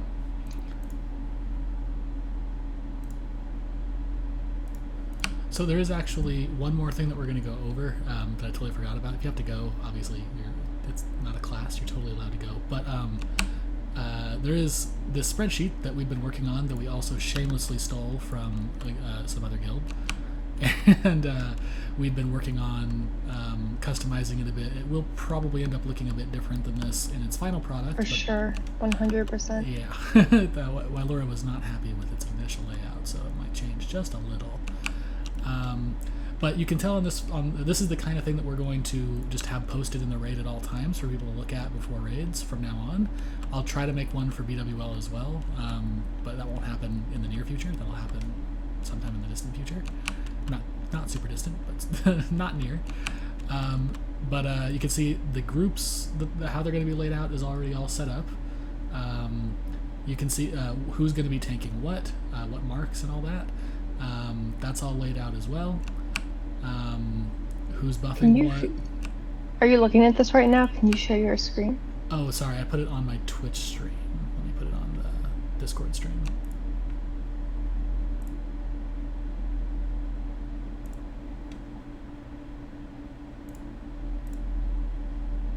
And we'll also put a link to this in RFI only. Yeah, once we're happier with it, we will. But yeah, so this is the first page. Now everyone should be able to see it in Discord. This is the general information page that everyone will probably look at but not get a whole lot out of. This is more for setting up the raid, how to set up the raid groups and stuff, and tanks knowing which target they're on. Just as a quick note, this isn't set in stone. Most of the healers have switched specs, and it's likely nobody will be getting PI. So if you see your name there, don't get excited. Yeah, especially if you're Prodigy and you're getting 2. But yeah, nothing. It just says your name twice for PIs. Yeah, the PIs won't be happening on this first run, but we did put a spot there for PIs for when we are PIing. So yeah, and you can see we have buffs in here to try to organize those for all the classes. And yeah, that's the first page. Trank shot rotation's also down there with our 3 hunters. So tanks and interrupts will be assigned based on the raid marker used. And then on the next tab, the tank and DPS boss assignments, it assigns tanks, off tanks, and interrupts for each of the different bosses. Yeah. So if you are a tank or a DPS, you'll go to the tank and DPS tab to see what you're going to be doing. At least for right now. Again, that might be slightly different in the future. I'm not exactly sure how we're going to change it yet. But for right now, the tank and DPS tab is where you'll go if you are a tank or DPS. And if you're a healer, you'll go to the healer tab. Oops. And then the plan for the future with this spreadsheet is that there will be an additional tab where you can select your name and it will read out all of your assignments for each of the different bosses. Yeah. So you don't have to hunt for what you're doing. So you can see this tab is a little bit busy. This is one of the ones I'm the least happy with. But you can see what your name is, and that will tell you what group you're healing for regular trash healing and what tank you're healing for the trash. And then you also have your names put in for the different bosses if you're a healer. If your name is not listed, that means you're on raid healing or spot healing, depending on what's needed. There will be some more specific positioning type stuff that's not really in this tab for a couple of the fights, like which side you're standing on for twin imps and all that. That I kind of put that here. The side that starts with Vel will have some people, and the side that starts with Vec will have some other people. But yeah, so that's where healers will go. This boss positioning tab is pretty useful for some really quick, what do these fights look like pictures. So that first picture is the Scarum picture. It is, I think, we're probably going to use pretty much these group numbers for where people are going to be standing on the 3 platforms, with the healers and range DPS up on the shoulders. And so then, Snark, if you can just scroll down a little bit, I added a link to the master guide And that's the one that has the videos.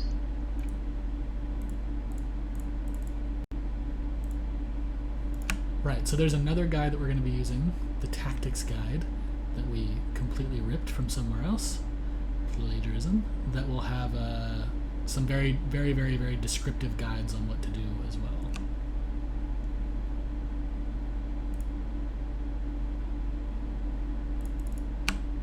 So, yeah, so you can see interrupting arcane explosion, and it has even a little picture of that, and what boss splitting looks like. So if you're wondering what these mechanics that we couldn't see in retail look like, they'll show it right there. And it has a link to video guides in them. And that's true for all the bosses. I'm not going to go through every single one of them. That's true for all the bosses. These pictures, again, are very useful. Hopefully they're pretty self-explanatory, like when you look at this picture for the Thancred room, and it's telling you where the tanks are standing and the raid group are standing, and where the bug tank, which will be a paladin in this case, is going to be standing. Hopefully that all makes sense. You know, the twin room, I think this picture is really, really helpful for understanding exactly where people in general are going to be standing. We're going to have bug busters, so yeah. Okay, I just want to show people that. It has a few other things like debuffs allowed on the boss and who's putting them on there. And we'll probably put people's names on here also, for if you're the warlock in charge of shadows or elements or whatever, your name will be on there. And there's a consumable list, but I don't know if we've fully checked over this list. So on the consumables list, there's also a link to, what is that, Teladrol's Complete Consumables Guide. This is something that RGA found, and it's like a really comprehensive list of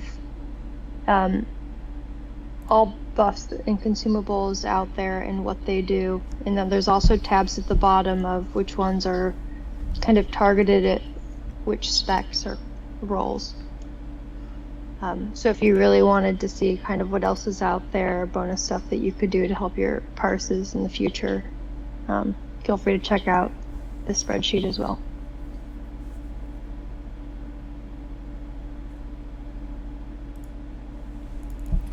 So yeah, basically we're working on a kind of a one-stop shop for figuring out what the assignments are and what you're doing in every raid.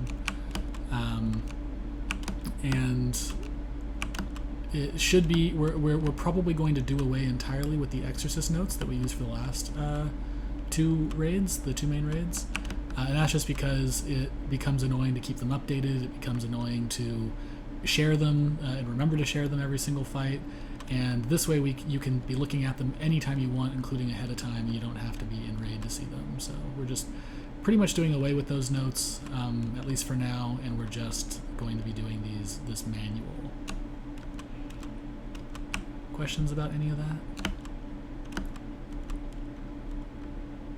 Will this be on the test? You better believe it. I mean, if you have any suggestions or recommendations for the guide, feel free to send me a message about it. We'll see if it's something that we can incorporate or makes sense to incorporate into it for everybody. Another thing we've been talking about is having it automate kind of role rotations, buff rotations. So we're trying to figure out how to do that after we get the rest of the basics taken care of. Yeah, so that way, instead of trying to maintain a PI rotation or a imp lock rotation, it might be able to do it on its own, maybe. That's the dream. You should just PI me all the time, to be honest. Yeah, I think that from now on, we'll just simplify PI assignments by making all PI assignments on Prodigy. Agreed. I do not agree. No one asked. Did y'all hear something? I didn't. Real quick, am I just like so newbie I don't know what's going on, or is there such thing as a major blood potion? There's no way there's no, that can't No. be right. Okay, There's not a that's what major it says on the blood. spreadsheet right there, and I'm like, holy crap, what is a major? I didn't get majors. Oh no. No, you're good. Sorry, I don't trust myself to know better. I'm gonna go ahead and blame Trickster's Guild. Have them fix that, Trickster.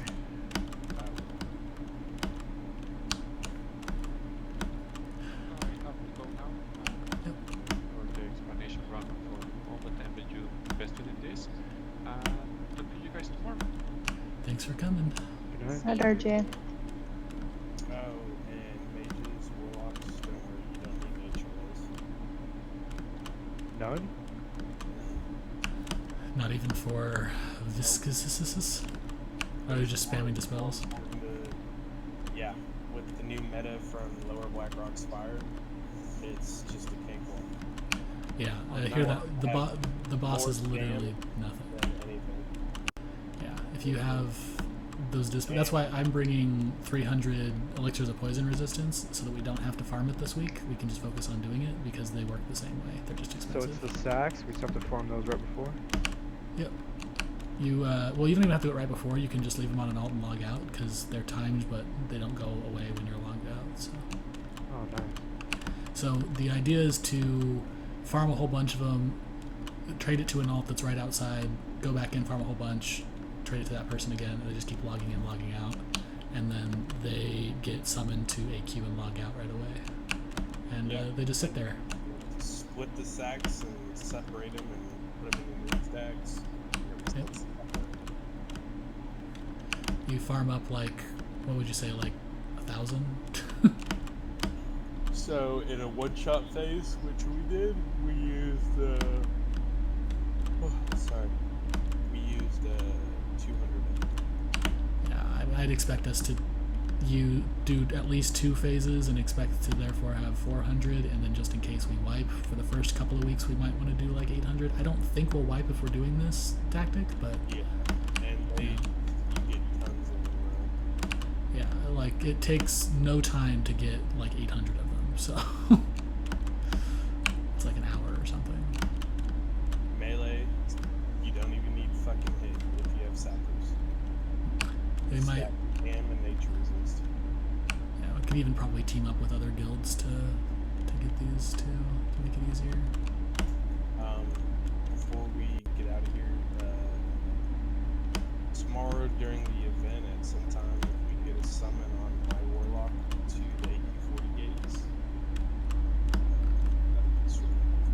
Yeah, we got tons of alt warlocks out there. If they're still out there from bug farming, so we'll be able to. We can summon more out there too, make life easier. Yeah, I mean, right at AQ40 gates after it's run. Because there's going to be so much lag. Yeah. On this server? The lag comes from simply really bad programming of the event itself. Most of it, that's where it comes from. What time does the event start? Noon? Server? Noon, yeah. Probably 11:52 if we want to get really specific. Assuming the gong is rung the instant it is able to be rung, it'll be 11:52. Meaning Snark's going to be out there at 11:30, right-clicking on it repeatedly. I have no interest I'd be in there being the first 2 person. hours before it should. I'm going to be out there at 11:52 to kneel before Sketch as he spams clicks it. That's all I'm going to do.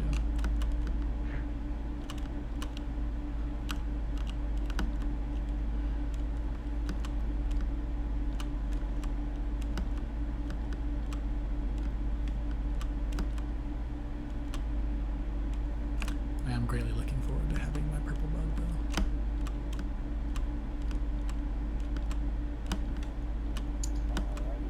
Does anyone else have any questions? Comments or concerns? Yeah, do I get the red bug first? No. Alright, I'm out. Red bug's going to Trixie first. Yeah, right. Yeah, we're You already definitely have giving a yellow. mage the first bug. That's true. Who needs a red bug? You're the last one getting a bug, buddy. It's bad. You already have like 5. Pretty sure they got their bug mount on Antiesh. But it just depends on what groups you're in. Groups 1 through 4 should get it first. Yeah, so if you look at the assignments, except for rogues and druids. Oh shit, speed potions. That's another way to get everyone in on the first day. That's swiftness or Zanzibar? Almost forgot that. It would have to be the sprint ones. It can't Yeah, be the sprint, Zandalar. not speed, sprint. The swiftness boss?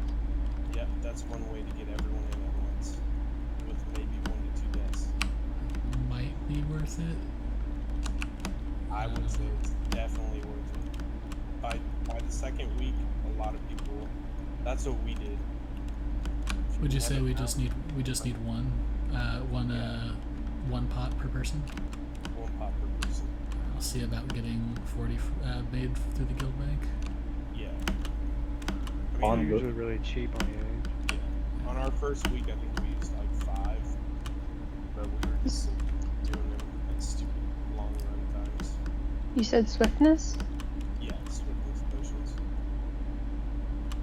On the subject of the ZG consumables, do we want to make sure everyone has their 50 stam, 50 spirit, and the move speed flask? And the poison one. The spell reflect. Yep, because you can use that going into Cthulhu's room, I believe. You can use it on Hoo-Hoo too and reflect bolts.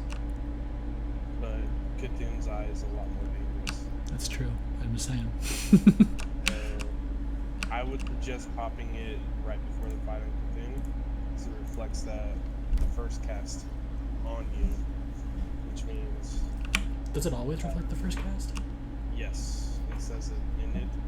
I haven't tested it on that fight, but I think if we read up, I'm pretty sure that's how it works.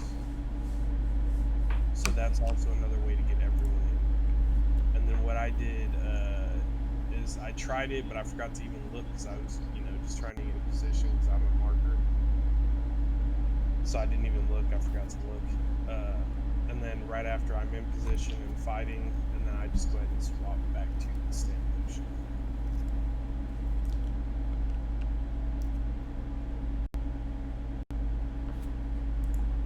Can't bring 2 in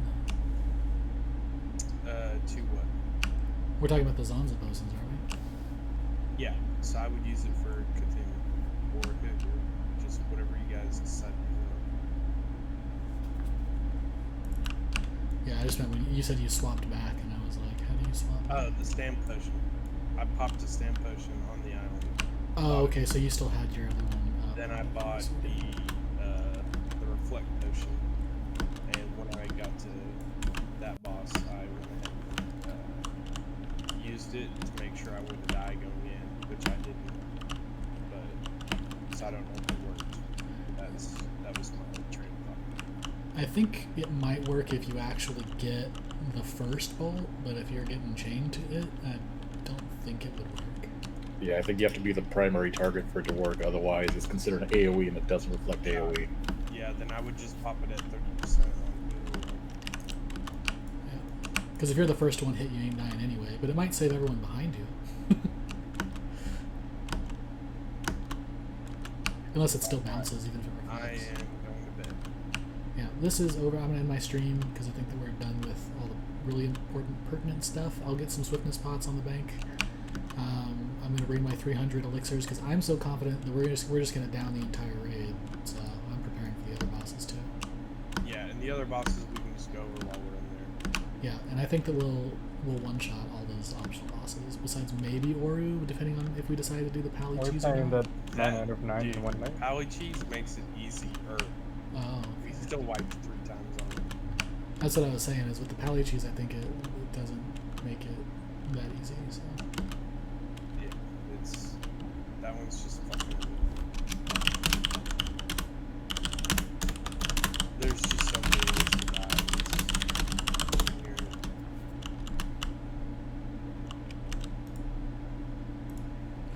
Yeah, that's one of the biggest difference between BWL and AQ40, and then once again, and then going into Nax, it's even worse, is that a single mistake in positioning or understanding of like any kind leads to just death. Sometimes for just you. In AQ40 it's usually just you, usually. But in Nax, single mistake can lead to everyone's death. So. Yep. All right. Good night, you guys. Thanks for coming. Thank you. For anything still here in the channel,